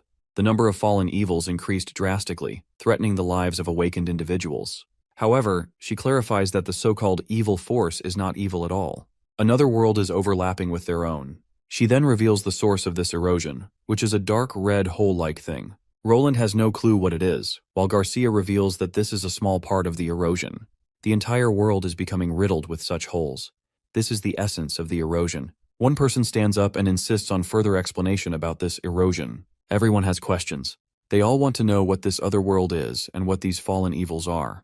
The chief disciple silences them all and proceeds with a little presentation to clear up the confusion. After a brief verbal explanation, she demonstrates by shoving a stick into the red hole. The stick erodes as soon as it makes contact with the bubble. One of the guys volunteers to try it by himself. Once given permission, he stands in front of the red hole, pours magic into his hand, and tries to grab the bubble. The poor bastard loses all of his fingers the moment he touches it. As he is escorted to the infirmary, the chief disciple confidently states that this demonstration is enough to convince them just how dangerous the erosion is. Roland stands up to get a closer look himself. When he examines the red light coming from the hole, it looks strangely familiar. He recalls seeing something similar on the Divine Land. Specifically, one of the 4 paintings had shown this. The chief disciple seems to recognize Roland. Garcia has mentioned him several times to her. As she had described it, Roland is one of the very few awakened individuals who awakened independently. She finds this quite rare for an ordinary person, and is glad he is willing to join the association. Even though she despises people who are always late, she supposes it's a common flaw among many. In her roundabout way, she assures him that his shortcomings can be overlooked if he showcases his full potential without holding anything back. Otherwise, he will be eliminated eventually. She then suggests he return to his seat if he is done examining the hole. Roland says nothing and sits back down. According to the research files from the underground civilization, the red moon is key to converting magic. It is also the foundation for the existence of dreams. Witches can see the true form of the red moon because they are in the real world. But this place was created using his and Zero's memories. Meanwhile, Garcia is certain that Roland must now believe her, as everything is right before his eyes. Roland has never doubted her judgment. However, he doesn't think her master is as intimidating as Garcia had made him out to be. Of course, the eye patch lady has no idea what he is trying to imply. Roland then adds that the chief disciple has said a lot of things to him, something about him being extraordinary, and how the association really desires his contribution. Garcia isn't sure what she's talking about, since she didn't see her master say a single word while he was over there. The way Garcia mentioned it, though, makes it sound like she literally saw nothing, which kind of shocks Roland out of his wits. Meanwhile, the chief disciple decides to start explaining all the juicy details she's got. First, about the source of the erosion. The world they're living in isn't flat. It's more like a membrane. The membrane has a curvature, in other words, it's bent. Some places are more curved than others. So, if there are other worlds outside their world, there's one possibility. Two worlds have started overlapping at a certain point, which is causing the erosion. Of course, whatever she's saying makes absolutely no sense to anyone. Meanwhile, the lady continues to point out how this overlap caused the two worlds to temporarily share a connection. She doesn't know how this will affect the world over there. But this world they are currently living in is definitely being influenced. Power coming from that other world is causing natural phenomenons. Whether it's martial artists or fallen evils, the power gained by all awakeners is connected to this. Everything is linked together. Of course, the awakened folks get annoyed when they hear the harsh truth. Their powers are a byproduct of this erosion anomaly. They strongly object, stating that their powers belong to them and no one else. She admits that martial artists can control their powers, but fallen evils can't because martial artists are in the early stages of the overlap. As the energy spreads, more and more martial artists will turn into fallen evils.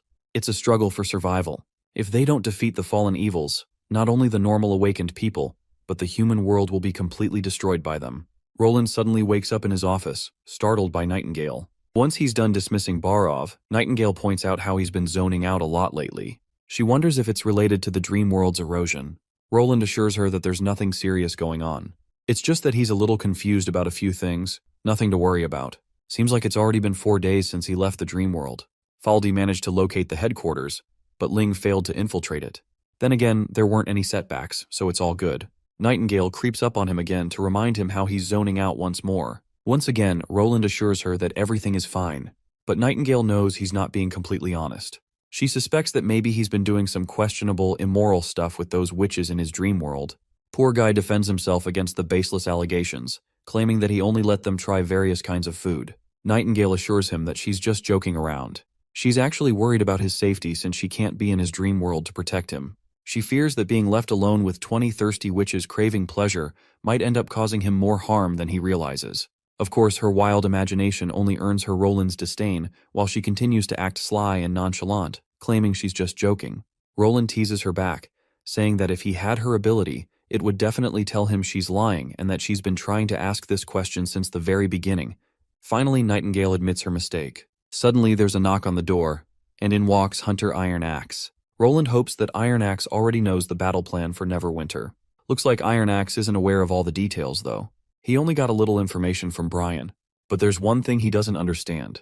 Brian will be responsible for taking over for him and protecting Miss Echo in Port Clearwater. If that happens, who's going to be responsible for the Eastern Battlefront? Roland points out that Brian is still lacking in experience. His defense is solid, but accidents are bound to happen if he leads a huge army by himself. So, Iron Axe will be in charge of the army heading east. The brave hunter then curiously asks who's heading to the west.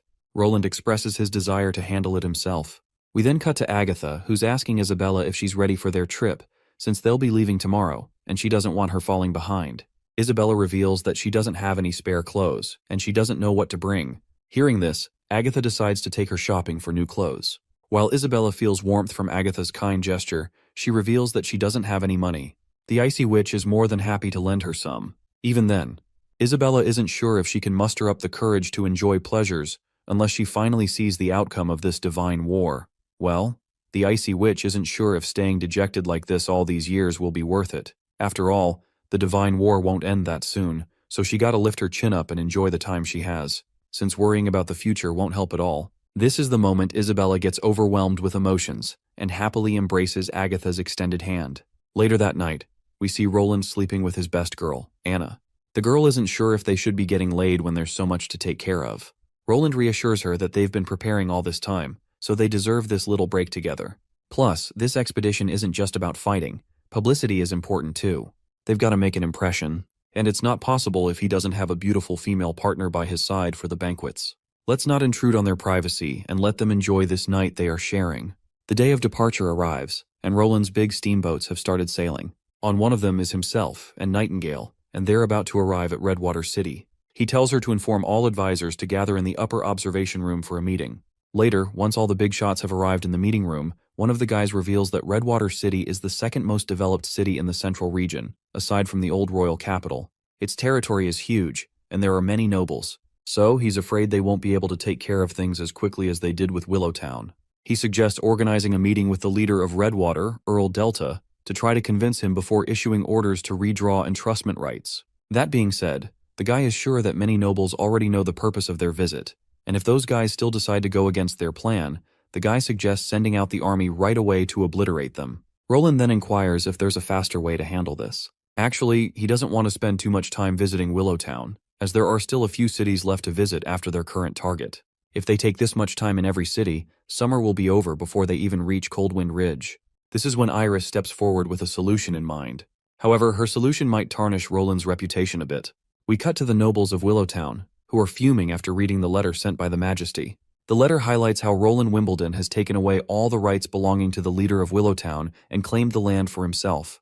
The nobles are livid just thinking about how this so-called king has been stripping every noble of their status and taking their inherited lands for himself. But what can they do against such a powerhouse of a king? Timothy was defeated within days, and the church was too, leaving no thorns in Roland's path toward his dictatorship. They all remember how the Western Army came to Redwater and defeated their enemies within days. Anyone touched by that white powder Roland produced dies. Even those wearing heavy armor struggle to survive against it. This is when a blonde man comes up with a plan. As far as he's concerned, that white powder may be powerful, but it's not invincible. It requires a large area of space to release its full power. The more spacious the area, the more powerful the powder becomes. But if they can restrict it to a smaller space, its capabilities will be limited. For example, when Roland arrives at Redwater, he will likely stay in the palace. As long as they have more of their people in the castle, Roland will be at a disadvantage. A silver-haired man questions if Earl Delta is willing to cooperate in this endeavor. The blonde man believes Delta would never do something like this, given his personality. He wouldn't even fight for himself if they put a knife to his throat. However, the blonde man has heard from workers that the castle has many secret passages leading outside. All they need to do is split their men up and get them in there beforehand. One man raises the concern that this action will be considered an act of rebellion, and if they kill Roland, his army will crush everyone there. The blonde man quickly reassures the group that they don't plan to kill him. All they need to do is take control and hold Roland hostage. As long as he stays alive, his army won't dare to act rashly, and they might even force them to retreat. Once this spreads, the other nobles will surely side with Willowtown. Not to mention, the only land this king controls is that small region in the west. Just thinking about overthrowing Roland makes the blonde man grin maniacally. The others begin chattering among themselves, realizing how much they stand to gain if this plan succeeds. The first step is to select a few trustworthy knights to follow the blonde man's orders. As for the rest, the blonde man suggests practicing patience. Finally, Roland's giant steamships arrive at Willowtown's port, much to the blonde man's annoyance. He can't stomach how much attention Roland is attracting with his massive ships that need no air to sail. Under his breath, he asks the knight next to him about the current preparations. The knight reveals that they have 51 people in place, and they just need 2 more days to get the rest of them in position. The blonde man can't help but smirk at the prospect. He's confident that they have plenty of time, and the chances of winning have just increased marginally. As soon as Roland approaches, these filthy backstabbers, who are about to betray our boy, introduce themselves and pay their respects. The blonde man also introduces himself as George Neri, the owner of Rock Ridge and an earl. George wastes no time bragging about how his Rock Ridge is known for its top-quality tea and fruit wine. It would be an honor if Roland would visit his humble territory. Roland seems quite interested and asks where it's located. Of course, George wasn't expecting Roland to show such interest in Rock Ridge. He thought this conversation might end with our boy showing no interest, but the opposite happens. With no other option, George starts rattling off precise directions to his territory. Just a short walk east 2 leagues at most, and the first ridge comes into view. Nestled beneath it lies the land of the Nurley family. Roland smiles politely in response. He even tosses in a few honeyed words, saying he hopes George will treasure the peerless view from the Rock Ridge. Then he just walks off, leaving that bastard George standing there, stewing in his own thoughts. Everything's going according to plan. He wants Roland to fall soon enough, because he's damn tired of pretending in front of this soft-spoken trash king. The night is still young, and love is in the air when Roland enters the banquet hall. On his arm is the woman he treasures most, a vision in formal wear that makes half the room forget how to breathe. Behind her trail Iris, Isabella, Phyllis, and a contingent of knights dressed like royalty. As he catches up with the nobles, we see some guy offering a drink to George. The guy accepts the drink and asks the man if he has any insider info regarding Roland. While the man doesn't have any strong leads, The lady beside Roland feels kind of suspicious to him. She just stands out too much. If she were from a noble family, he would have known about her by now, but that doesn't seem to be the case. That's when George smirks and reveals that she's likely a witch. This bastard clearly has a massive hate boner for witches, and he's already thinking about enslaving all these bitches. I mean witches once Roland falls. The two bastards then clink their glasses and have the time of their lives drinking and scheming. As the banquet continues, with these shady dudes plotting Roland's downfall, one of the fat cats silences everyone so the Majesty can speak a little. Once everyone's eyes are on him, Roland starts his speech by thanking the Earl for hosting such an extravagant banquet. He's also genuinely happy to see so many important figures attending. He's sure that almost all the nobles residing around Redwater City are here tonight. That fat cat confirms that aside from two nobles who claim to be ill, everyone else is present. With that, Roland decides to seize the moment and drop a truth bomb. From today onwards, Redwater City and all the surrounding territories will belong to the Kingdom of Greycastle. In other words, they'll belong to him, and literally, no one else will own any land. This, of course, shocks the hell out of everyone present, especially George, who looks absolutely boggled out of his damn mind. He can barely believe Roland Wimbledon managed to convince Earl Delta ahead of time. Earl Delta himself is sweating his sagging sack of balls, worried about the backlash he'll face for siding with Roland. He was hoping Roland would ease into this bombshell, not drop it like a damn meteor. But Roland shuts this pig up real quick.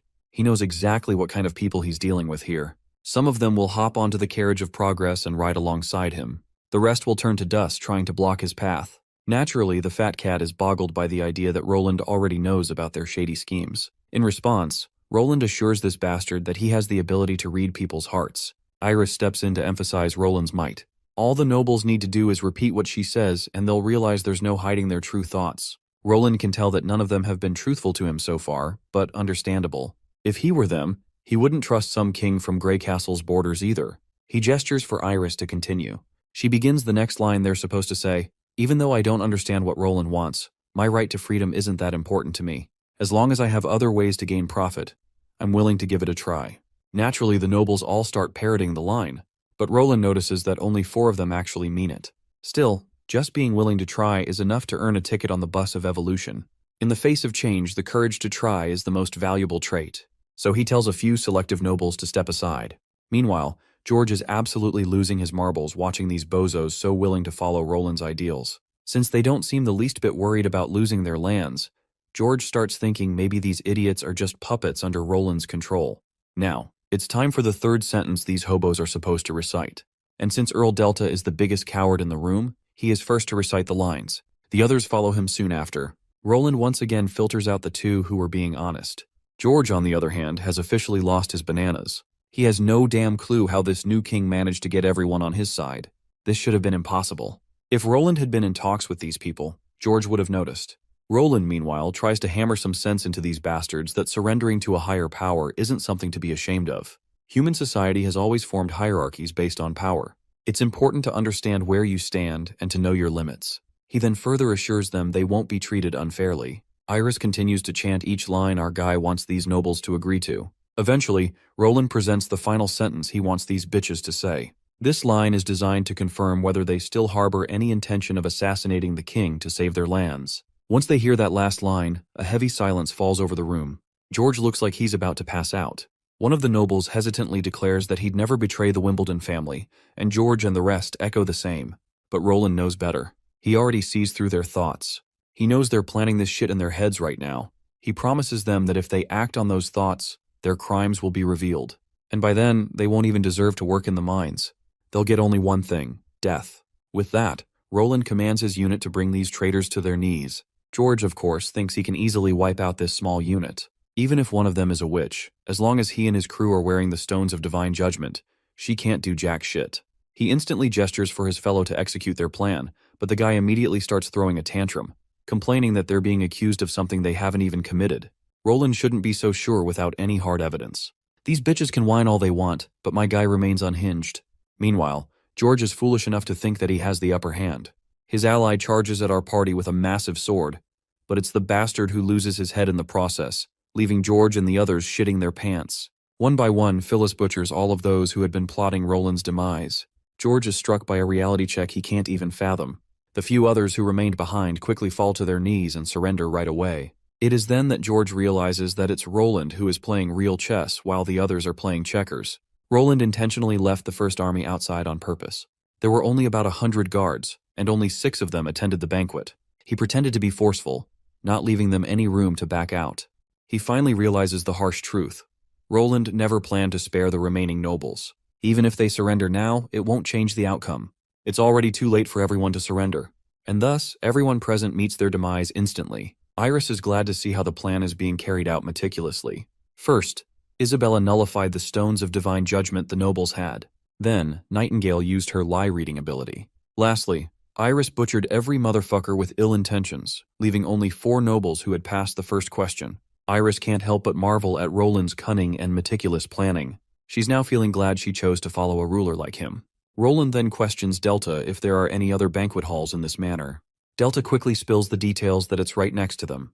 Roland decides to go there. He also wants Delta to produce a list of traitors because he wants it tonight. He then loudly assures the other noble guests that only traitors will be punished. Now that this kingdom has obtained peace, Roland's priority will be to restore order around Redwater as soon as possible. For that, he needs their help.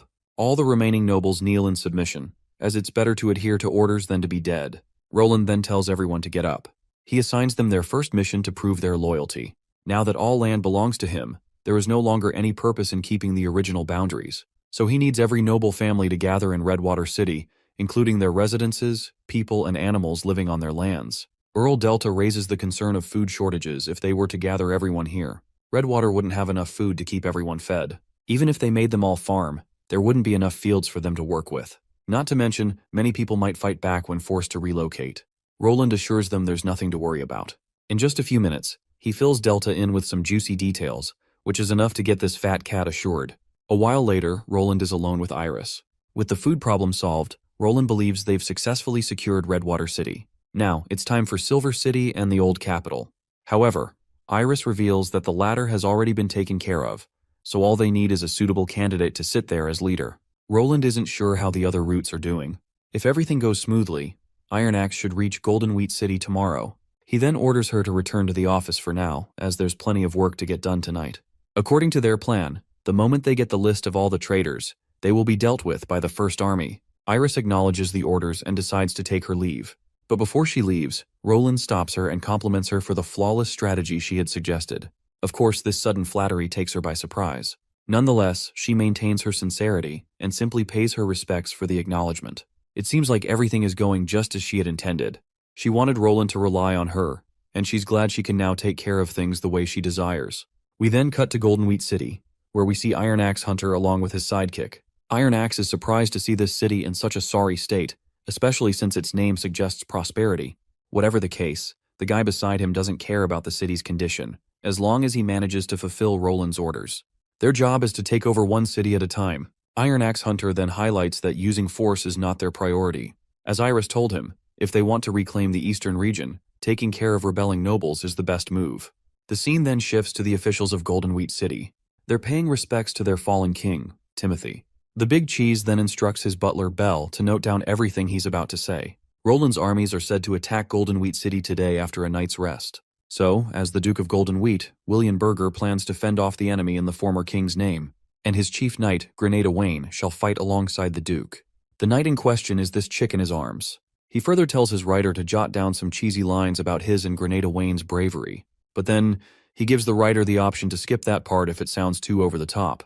The writer, though, doesn't think there's anything wrong with the last line about bravery. For him, it's impossible for any record in this world to be written without bias. He's the scribe of Golden Wheat City, so it's only natural that his writing leans a certain way. Regardless, the Duke tells his writer to make sure he records each and every line with truth. His goal is to document the entire incident from beginning to end and tell the whole story. The Duke wants the entire world to remember the part of history he's about to make. We then promptly cut to the Golden Wheat City wall, where Duke William is trying his best to defend against Roland's massive steel ships heading their way. The cannons the Duke's team is using seem pretty inefficient and downright horrendous in terms of power and range. He then takes note of the weapon the First Army is using. They put a palm-sized shell in a thin tube, light it up, and boom, obliterate everyone over the walls. The Duke is absolutely bombasticated to see such massive power come from such a tiny weapon. The city is set ablaze within minutes of Roland's army arriving. Some of the wise guys suggest Duke William surrender instead of getting murdered unnecessarily. Knight Grenada Wayne volunteers to follow every command the Duke gives. Duke William gives his companions the option to surrender, though he himself has no plans of backing down as he wants to show his true loyalty to the late King Timothy. He and his close companions mount their horses and start charging at the enemy recklessly. What happens next is pretty predictable. These poor hobos can't stand up to the barrage of bullets coming at them, and thus, the battle ends with the enemy dying a dog's death for not surrendering. But those who did surrender are met by Hunter Iron Axe, expressing their desire to meet Roland. The captain shuts down their request, since His Majesty is too busy to come to the eastern region himself. If they want to talk to someone, he is standing right there, the one in charge of this operation. The nobles start murmuring among themselves, whispering how Roland picked a sand guy to lead the army. Not to mention, expeditions are a big deal, so how could Roland not be here himself? Iron Axe hears all their yapping, but he doesn't care what they think. Facts are facts, no matter how they feel about it. He then asks them where the Duke of Golden Wheat is. One guy starts sobbing as he reveals the Duke perished in battle. He insisted on charging headfirst with his knights and got mowed down in the bullet storm. Iron Axe takes note of the man's bravery and can't help but commend it. He then turns to his soldiers and tells them to toss the surviving nobles into the dungeon. A while later, we get a wide view of the entire city on fire. One of the soldiers rushes in, reporting that the castle is also burning. Hearing this, Iron Axe doesn't even flinch. Given how nonchalant the captain is about this fire, the soldier figures that it's an elaborate arsenal, ordered by the captain himself. Well, the humble hunter coldly admits it. Yeah, it was his order. However, the public will hear a different version. The rats hated the nobles, so they snuck into the castle through secret passages and lit up all the wheat stocks stored in the prison. To put it simply, Iron Axe doesn't have the time or energy to figure out if the nobles were actually surrendering or not, and His Majesty is already on a very tight schedule. That's why Roland decided to have him handle all matters concerning cities in the east. He then shows the soldiers some stats about Golden Wheat City. Around 5 years ago, about 230,000 people lived in Golden Wheat City and its surrounding areas. It used to be one of the most developed places around. But this year, that number dropped to 60,000. The Duke had been prepping for war, widening city walls, planting obstacles, and blocking all the roads into the city. He even flooded the fields and turned them into marshes. As a result, the city got cut off from trade. Its prosperity vanished. The decrease in farmland caused a massive drop in population too. Now the soldier finally gets why the city looked so run down. We then cut to this bald bastard who never expected Golden Wheat City to meet such a fate. He's actually the same writer who was supposed to document the brave tales of Duke William and his Lady Knight. But those two are long dead, already shredded to pieces by bullets in this confrontation. The writer was strictly told to write only the truth in the records. Still, he never intended to fake history. That's his job as a scribe. But hey, nobody in this world can be completely unbiased. Since he lives in a city owned by Roland, it's natural for his writing to carry a certain slant. Or rather, maybe that's what you'd call unprejudice. The next day, Roland receives a bunch of secret letters from the east. These letters report the fall of Golden Wheat City. It took no time for the city to crumble, thanks to firearms. Then, Roland notices something interesting in the letter. Apparently, as we already know, Iron Axe's plan to burn the city to embers had been successful. Not to mention, it worked wonders. The nobles were horrified and couldn't care less about their fiefdoms. Eventually, they started escaping to the border. With things going this way, Roland is pretty darn sure that City Hall will soon take control of Seawinshire and other fiefdoms. Well, it seems like capturing the Silver City next will be like a gentle breeze. When they arrive at Silver City, we find ourselves in the banquet hall, where Earl William introduces himself. Surprisingly, he willingly surrenders his power and pledges support to Roland's governance. The other nobles clap in applause. Earl William had always been curious about those magical machines, and he can't describe his excitement after finally having the person who invented those machines standing right in front of him. Every noble is also quite interested in learning about the machines, with many expressing their desire to own one. Roland is a bit overwhelmed by everyone's enthusiasm. If only other cities were as cooperative as Silver City, it wouldn't take him long to conquer them all. Later, Roland stands on the balcony with Earl William. When he asks if William knows anything about the Gillen family, the dude reveals that the last member of the Gillen family changed his surname. Now, that piece of land belongs to the Somi family. Roland inquires why this surname change took place. William explains that the Gillen family likely couldn't bear the weight of their responsibilities alone, so they decided to join another family. If Roland wishes to know more, William is willing to summon Gillen for him right now. Roland turns down the offer. Later, when the Majesty gets into his tent with Nightingale, she assures him that she is no longer connected to the Gillen family. Roland already trusts her on that. The lady then expresses her shock that her family changed their surname. She explains that the Somi family used to be close with her father. So, why would they make the only heir of the Gillen family change his surname? Since she has a hard time believing this fact, Roland suggests she investigate it herself. He'll have Sylvie and the Divine Punishment Witches protect him while she's away. Nightingale insists against digging into the past of the Gillen family, especially since she's no longer involved with them. Roland reminds her that this land belongs to her father, so she's relevant to this too. He gives her another reason, reminding her of the childhood she spent there while growing up.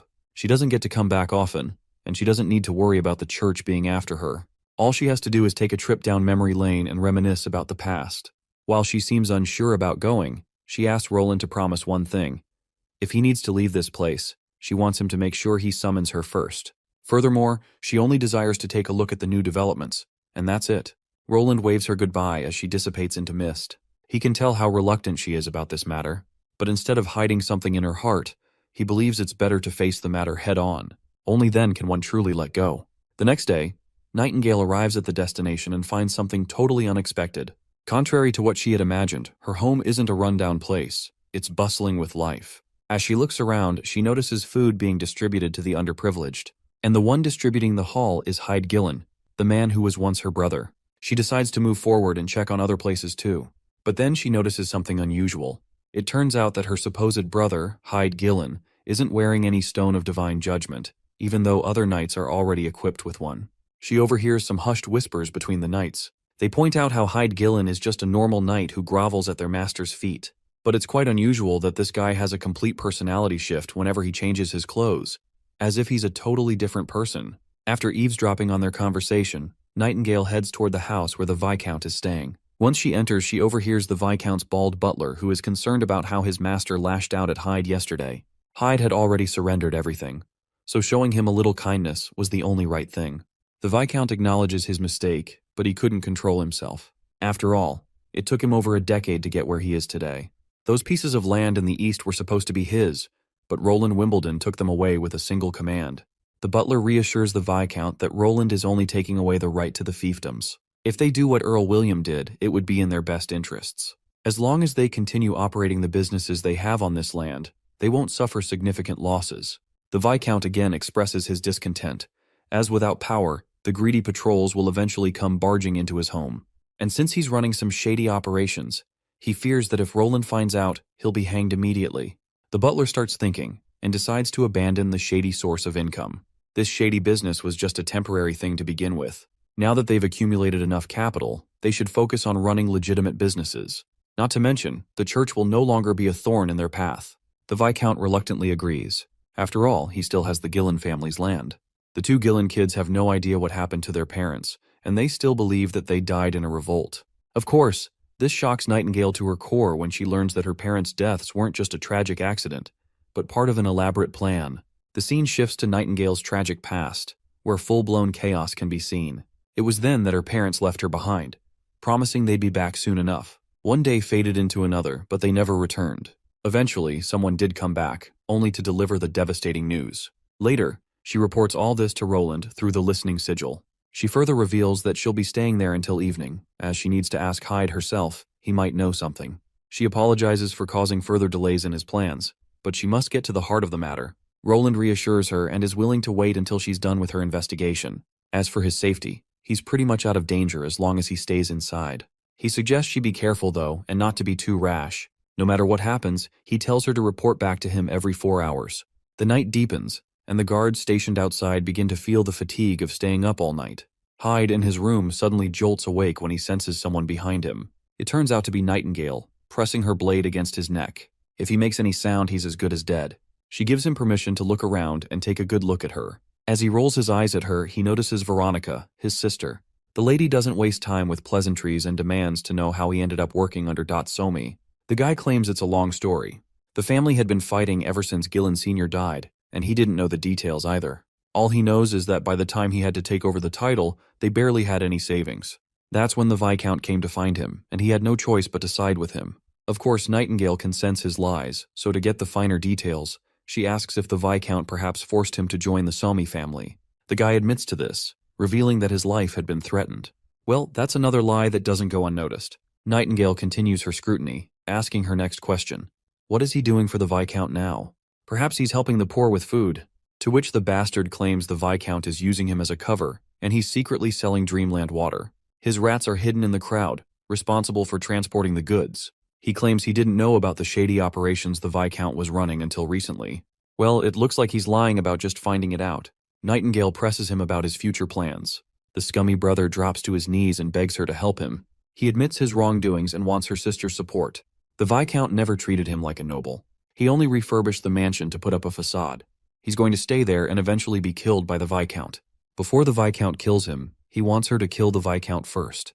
Because if he just ran away from there, he'd have nothing left. So he wants her to kill that bastard and his heirs. If she manages to do that, all the business will belong to him and her.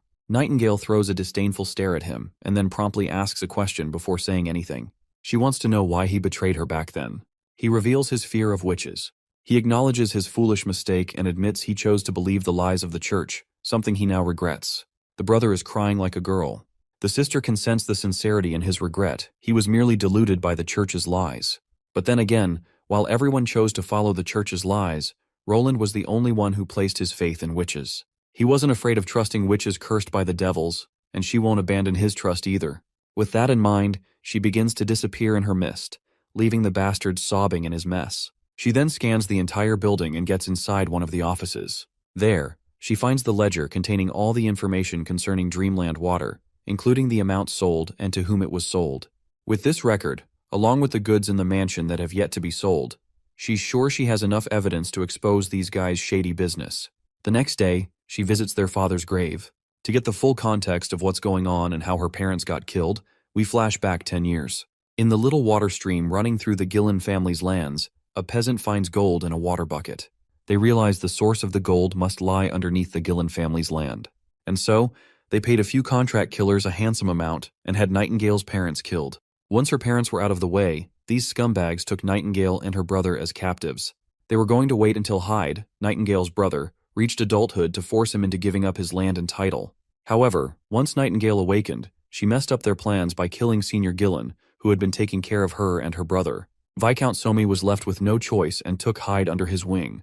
These bastards played with Hyde like a pawn and acquired everything from her brother, even though all this power and money originally belonged to her brother. A few days later, Hyde is behind bars. Viscount Somi has been sentenced to death by hanging, and all other family members involved in the shady business have been sentenced to 20 years of labor. With no original owner, all the land now belongs to the kingdom. She tells him to feel lucky since he wasn't considered a member of the Somi family. Otherwise, he would be slaving his life away in the mines. The bastard of a brother is pissed as well as heartbroken that his own sister does not give a fuck about him. She only intended to take her revenge, and she has succeeded. Now he is left with nothing. Nightingale also admits that she never forgave him for what he did to her. They shared a blood bond, which only gave her more reason to hate him for the betrayal. While he may think he has nothing left to his name, she points out the freedom she has granted that he desperately wanted from all those Somi family bastards. She doesn't care if he perceives this generosity as a punishment or a blessing. He's free to hate her all he wants, but from now on, they owe each other absolutely nothing. As she walks through the dark streets, she comes across Roland, who is rather surprised that she is letting her brother off the hook. He had personally been waiting for that guy to come out, just so he could deliver him the beating of his life. She, in response, teases him for abusing his authority as a king. The scene takes a serious turn when she drops to her knees and pledges her loyalty to him, expressing her desire to stay by his side forever. Unsurprisingly, Bro is startled by her sudden gesture, especially since they've already gone through this once. But as it turns out, Nightingale just felt like saying it again, so she did. In this case, Roland also decides to say what she desperately wants to hear. He responds to her words by approving her pledge multiple times, something Nightingale longed to hear. They share this moment with warmth and camaraderie. Days go by and we find ourselves in the old capital city. There, two kids on a rooftop are watching the king's carriage make its way through the streets. The crowd seems quite welcoming of his presence. That rooftop girl is smitten when she sees Roland waving back at them.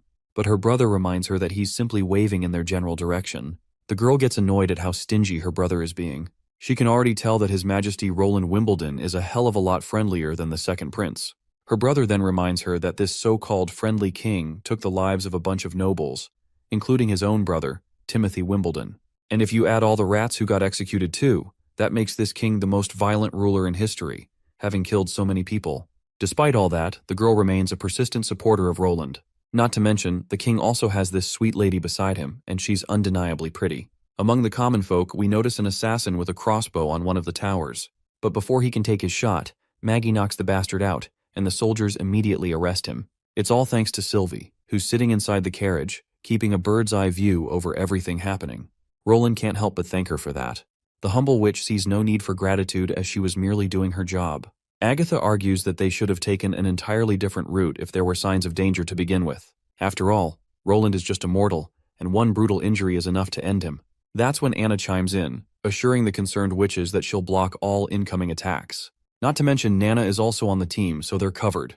Agatha still thinks they shouldn't have taken any risks. Roland reminds her that his presence is important. After all, he's got to show his face to the people at least for once. Still, Agatha sticks to her guns, reminding him that there were several safe routes he could have taken. But he chose the hardest one. She's got a point. He could have just yelled from the castle walls if he really wanted to be seen. Finally, they arrive within the palace's boundaries. The nobles and knights are already present to welcome Roland. And so, my guy proceeds to enter the place with his entourage of cherished witches. Once he enters the king's chamber, the high-status folks are already lined up in double file, dropping to their knees as Roland walks past them. A big hooter lady makes sure to serve Roland the scepter he deserves. Once Roland reaches his throne, he initiates the meeting without bothering with pleasantries or unnecessary introductions, especially since everyone already knows who he is. He's here for two very simple reasons. First, he wants to eliminate all threats. Second, he's here to maintain order. The old capital city will adopt a governing system similar to Neverwinter. It goes without saying that members of his government and city hall will receive generous salaries and excellent working conditions. What's more, even a peasant can become a government official, if they've got the qualifications, that is. Everyone in the chamber erupts in cheers and applause at such great news. Honestly, I get why they're happy. Roland has leveled the playing field. Doesn't matter if you're rich or poor, aristocrat or peasant, everyone gets a shot to thrive. A few days later, we find Roland reflecting on the progress they've made so far. The old capital city has seen its fair share of turmoil, and the noble class is practically non-existent now. Taking control of this city has been much easier than Roland anticipated, especially compared to other cities. With some time on his hands, Roland decides to have a chat with Theo. Suddenly, a man rushes in with important news. A report from the north says that the Dawn Army has been spotted west of Hermes. The news alarms Roland, and he quickly relays his orders. He wants the First Army to depart immediately by boat to head north. Though he sent the First Army off without delay, he is sure that they won't make it in time. So he decides to take extra precautions. We cut to the thick of the battle, where the Dawn Army has burned down all the villages surrounding Hermes. The poor church followers are left hanging dead on spikes, while the surviving villagers run for their lives. With the speed of the Dawn Army's march, it's clear they'll be attacking the holy city soon. One of the surviving villagers barely manages to escape the hell the Dawn Army has brought to the villages beneath the mountain of Hermes. He eventually stumbles upon a few people from Neverwinter City, who are carrying out a scouting mission in the Hermes area under Roland's orders. The leader of the group is a thin guy with a mustache, though the name escapes me for now. The reason they've brought this survivor is to guide them to the bottom of the mountain without passing through the new holy city. Though the old man is reluctant to help these strangers he doesn't know, the thin mustache guy offers him a generous reward for showing them the way out. He'll receive 5 golden royals up front, and another 10 golden royals once they reach Grey Castle. If they can make it down, the thin mustache further assures him there are reinforcements waiting. With that amount of money on the line, the old man has no reason to refuse. The group finally navigates the treacherous mountain terrain, descending until evening. To the old man's shock, the First Army has already arrived. When he sees witches among them, he mistakes them for kids. His first reaction upon seeing these ladies is how the hell are these kids supposed to be the reincarnations of their warriors? The group that followed the old man, however, knows who Maggie and Lightning are, and bursts into a happy dance. Meanwhile, the old man is still trying to process everything. Then, he suddenly notices Iris, the Pearl of the North, meeting with that thin mustache guy. Iris shows him a letter, an approval letter stating that she'll be commanding these forces temporarily. Their current mission is to execute the bombing machine plan. Once all preparations are made, the battle will begin. The thin mustache guy promptly salutes his new commander, ready to carry out his duties as she sees fit. Iris reciprocates the gesture and dismisses him to get to work. As the thin mustache guy walks off, he can hardly contain his excitement to see what this bombing machine is capable of. After all, if it's called a machine, it's bound to be impressive. It looks like Lightning, Maggie, and Sister Hummingbird are the core of this bombing machine mission. We see a massive rack stacked with giant missiles, ready to be dropped from the sky. Hummingbird ensures that this heavy missile-laden frame is lightweight. Maggie's job is to carry these missiles in the sky. ensuring the missiles face downward. Once everything's set, they're ready to take off. They're absolutely certain this old holy city deserves to be demolished, along with the church followers. However, they also worry about innocent people and orphans stuck in monasteries. So, to avoid killing innocent lives, Lightning knows exactly where to drop these bombs. As they get right on top of the Dawn army, the soldiers below panic at the sight of a massive monster in the sky. They don't get a chance to figure out what's coming for them. Lightning gives the green light to Sister Hummingbird, who promptly drops 2 missiles. The tranquility of the place soon gives way to the horror of Nagasaki when the nukes hit the ground, causing massive fires to erupt right in the center of the city. Panic spreads across the city, while Lightning is having the time of her life nuking the hell out of these bastards. The soldiers are scattered and burned to a crisp as soon as the bombs drop, causing massive destruction. The bastard Dawn Army commander quickly orders a retreat, but their story ends when they're ambushed by the First Army soldiers, who had been hiding behind bushes, drilling bullets right through them. Soon, everyone trying to retreat finds themselves dead. A while later, the thin mustache guy presents the good news to Iris about the fall of the Dawn Army. The process of cleaning up the battlefield is already underway. Iris reads the reports for thorough details and learns that Apen Moya, the king of the Dawn Kingdom, is still missing. The thin mustache guy reveals that of all the bodies they found, none resembled Moya. When they interrogated the slaves, some claimed to have seen him. However, the situation was chaotic, and everyone was dressed like commoners, so no one could confirm with certainty if they had seen him in the mayhem. The last location he was allegedly seen was within the old holy city. Hearing this, Iris deduces that it must have been Apen Moya. To think that he disguised himself and ran away at the last moment, throwing away his dignity as a king. It may sound cowardly, but it's the wisest decision he could have made. The thin mustache guy is frustrated with himself for letting that big fish slip through their grasp. If only he'd had a team in the beginning to track the bastard down. Iris assures him that everything has actually turned out in their favor. Since everyone in the Kingdom of Dawn knows how terrifying it is to be an enemy of Grey Castle, she's sure Apen Moya will no longer feel secure on his throne. The thin mustache guy then asks what they should do next, perhaps claim the old holy city. Iris suggests waiting for now since Maggie is on her way to pick up an important individual. If everything goes smoothly, they should be able to take over the city without much effort. The next day opens with Isabella and Agatha flying over the old holy city, assisted by Maggie. As they land, Isabella steps off Maggie's back and is hit by a wave of nostalgia. It's been almost a year since she last saw this place. A soldier arrives promptly, reporting that Lady Iris has been waiting for their arrival at the tents. When Iris sees her guests, she introduces herself as a member of the advisory board and mentions that she is temporarily in charge of the Holy City's battle plans. Isabella can't help but notice Iris's blinding beauty, a maiden dressed in white, which only highlights her elegance even more. Iris hands over the battle reports. Lightning has already checked the 3 main monasteries and discovered a serious problem. The orphans within the monasteries seem to have banded together, determined to protect the buildings with their lives. Iris isn't sure how to proceed and suggests that Isabella might have some new ideas. After thinking for a moment, Isabella decides to speak to them. Later, Isabella meets one of her fellow pure witches, who uses a cube magic that can transport them anywhere. Once they arrive at their destination, Isabella instructs the transporter witch to return, leaving both Agatha and Isabella behind. Outside the orphanage, a girl spots them and blows her whistle, summoning a group of women to defend the building. But to their surprise, they are faced with Lady Isabella, who works under His Holiness. Isabella is surprised that these girls haven't forgotten her. It seems Roland's task won't be that difficult after all. The girls immediately drop their weapons and kneel before Isabella, begging her to save them. Isabella is startled by their sudden submissive behavior and quickly clarifies that she no longer holds the authority she once did. Agatha cuts her off, suggesting they focus on the mission.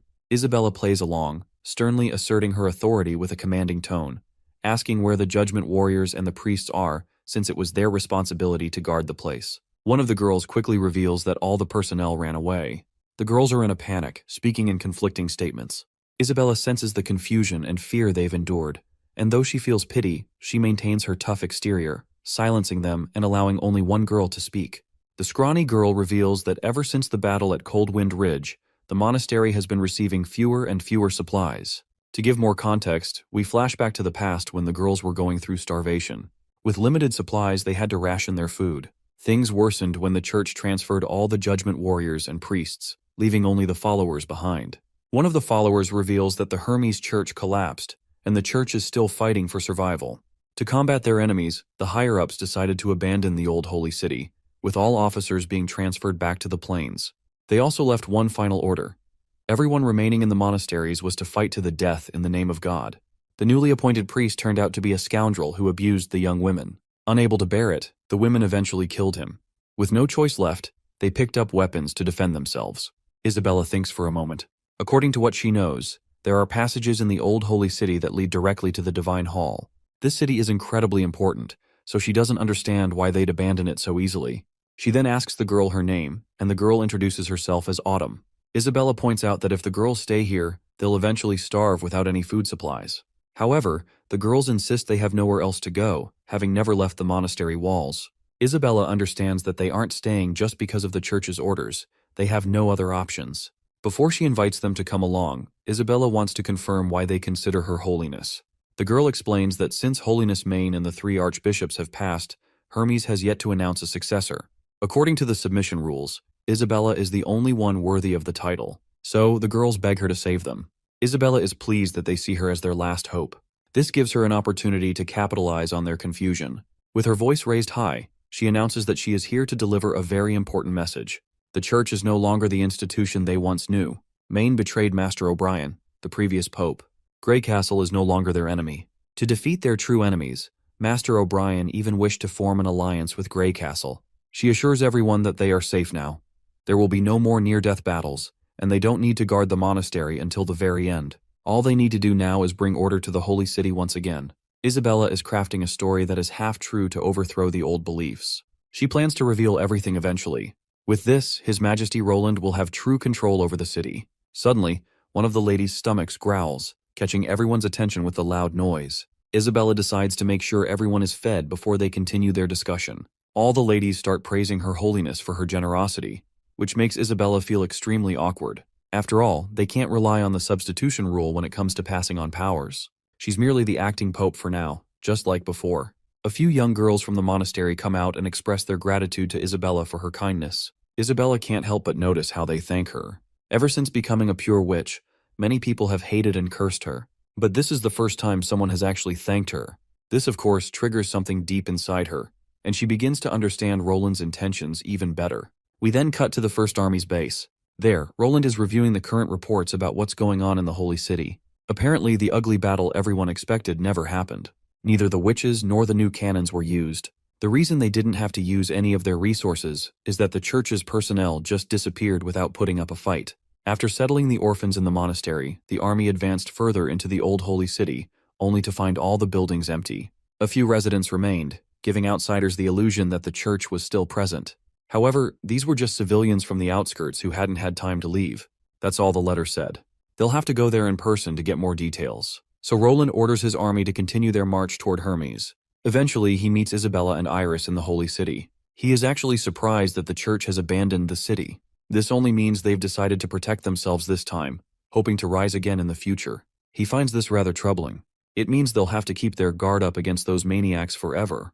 Isabella reassures him that the church isn't a threat anymore, confidently stating that they left a messenger behind.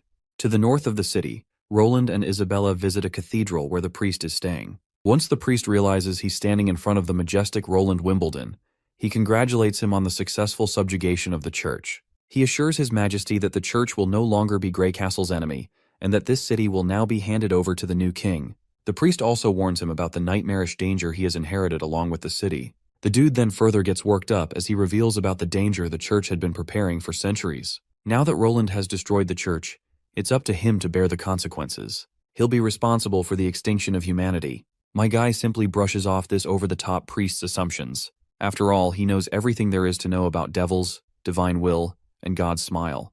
He knows all about the events that happened 400 years ago. Naturally, the priest is flabbergasted.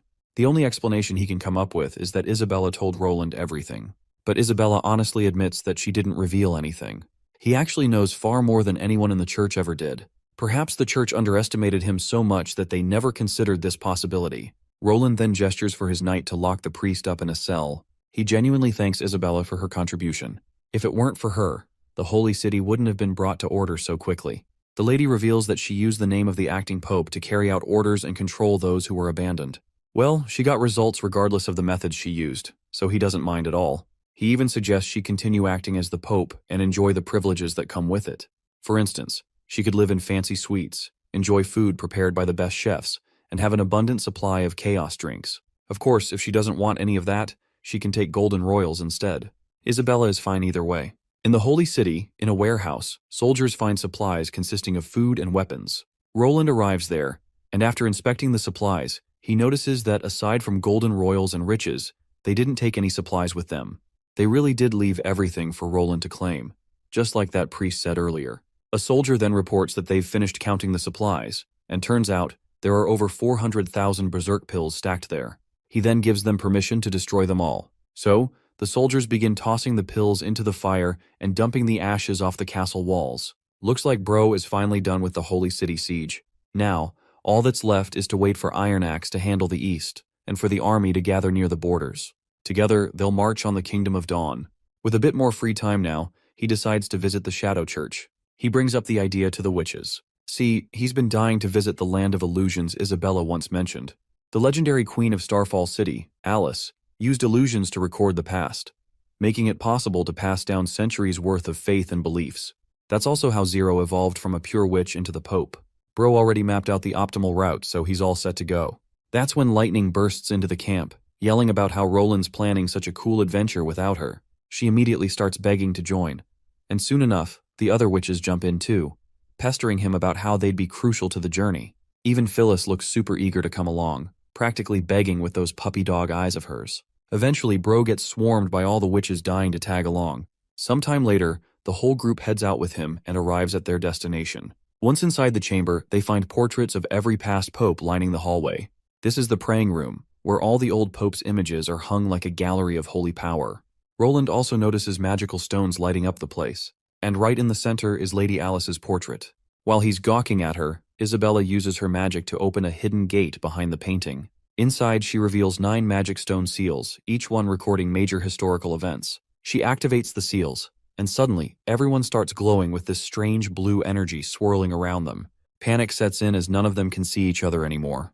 Isabella quickly explains that the illusions from these seals directly affect the eyes. To an outsider, it looks like they've vanished, but in reality, they're all still standing exactly where they were. Nightingale sighs in relief that at least there's no danger threatening Roland's life this time. Meanwhile, the said Roland refuses to grab Nightingale's hand and instead grabs Anna's. Bold move, bro, bold move. Finally, the visuals start playing. The witches they see now are the original founders of the Federation, the extraordinary ones who survived the first battle of divine will. They also spot ancient scripts etched on discs, vows made by the 3 queens. Those vows were the foundation that helped unify the Federation. After the first battle ended, witches formed their own federation, but things were chaotic. Every novice had a different idea about leadership and how to fight the devils. Arguments dragged on for years until 3 powers rose and took control, forming a leadership system where suggestions were welcome, but the chiefs made the final decisions. These 3 cities were Starfall, Tequila, and Enleta. Their rulers were known as queens. Queen Alice led Starfall, Queen Natalia ruled Sunchaser, and Queen Eleanor was over Moon Radiance. These 3 became the last chiefs of the Federation. Then Roland notices something odd. He spots a woman who looks a lot like Garcia's master in the dream world, the one called Lan. He's seen her before. She's the same woman referred to as the chief's disciple. After that, we cut to Lorgar, who's absolutely thrilled after spotting some hybrid demonic beasts in the wild. As she's about to transform and fight, she hears rustling nearby. Even the monsters freeze up, sensing something else. Turns out 2 devils have shown up. Seeing them for the first time, Lorgar is stunned and a bit anxious. She recognizes them from Lightning's descriptions. The moment one hybrid beast lunges at the devil, but one of these gray guys easily stops the demonic beast right in its tracks. Lorgar remembers Lightning's warning that if she sees a devil, she gotta retreat immediately and report to Roland. But right now, she's torn between the 2, whether to run or fight. She steals her resolve, transforms into her beast form, and leaps straight at them. She literally overpowers both the hybrid demon and the devil by catching them off guard, even managing to rip off the devil's hand while killing the hybrid beast on the spot. The other devil quickly blows the horn to call for reinforcements, much to Lorgar's surprise.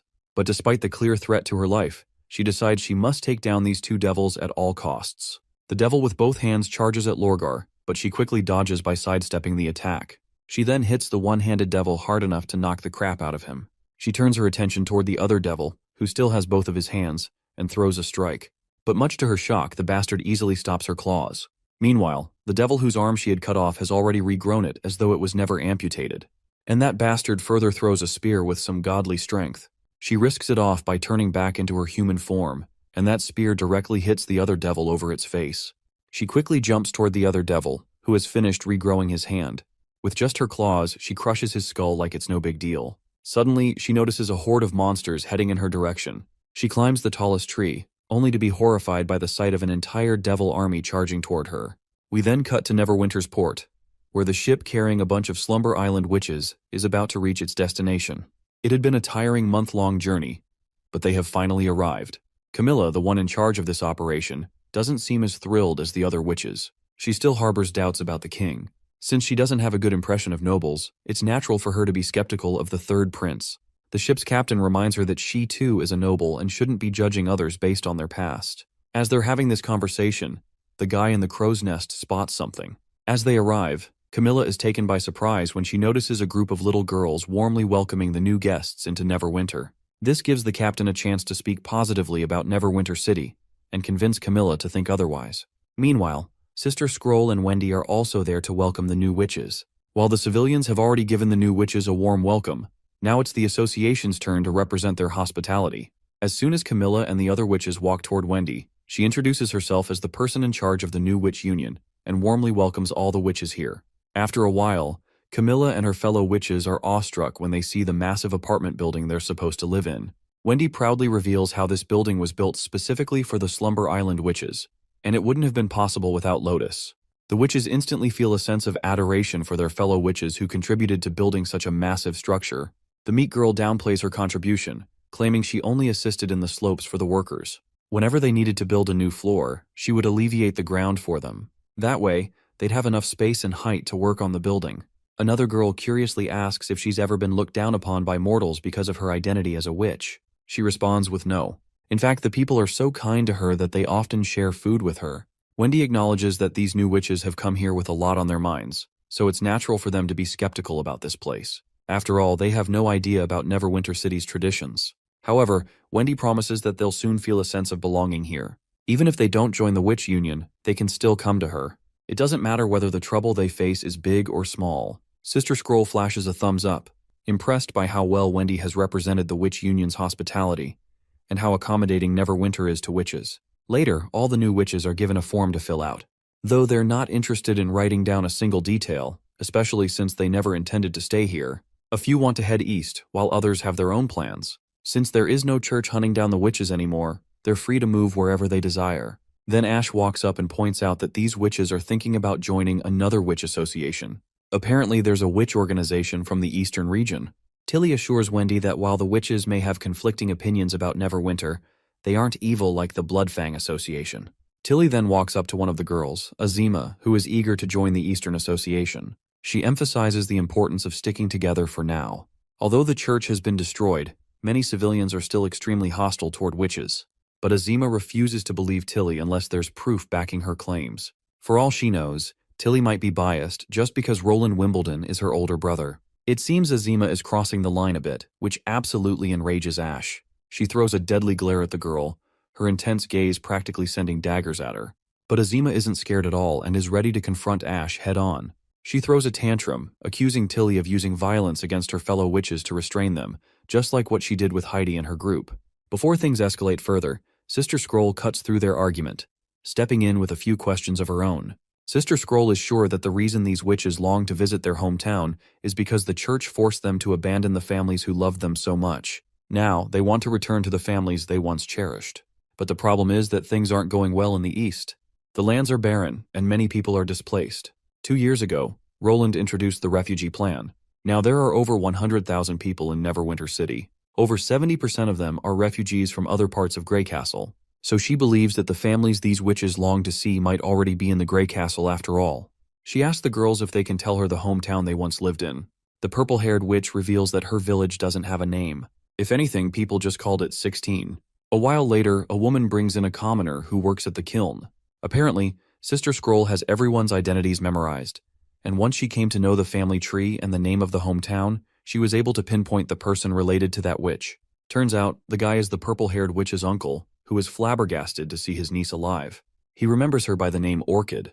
The witch gets teary-eyed after finally being reunited with her uncle after such a long time. While they're at it, she reveals that her name is now Doris.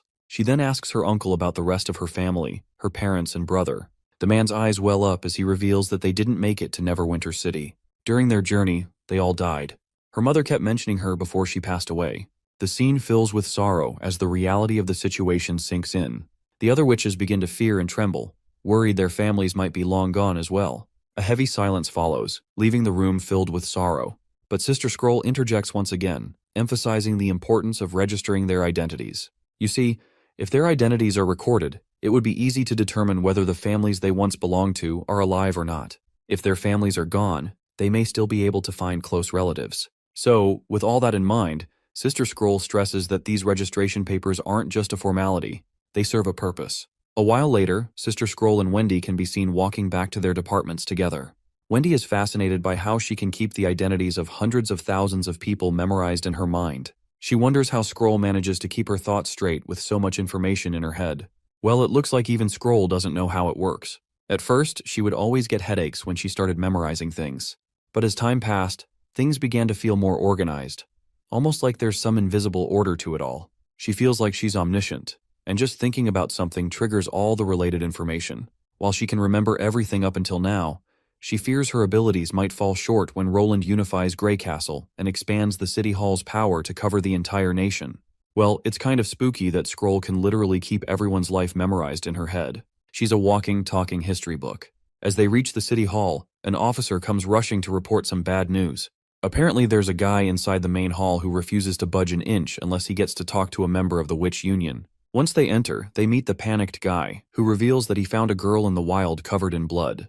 She looked like a witch, though she was barely conscious. Sister Scroll reveals that she doesn't remember any witches leaving the city today, so it doesn't make sense for a witch to be out in the wild. She wants to confirm with the man if the woman he saw was actually a witch. The old man reports that the girl had animal-like features, mostly closely related to wolves, such as a tail. Of course, it doesn't take Wendy long to take the hint and realize it's Lorgar. With that, she insists that the old man take them to the girl.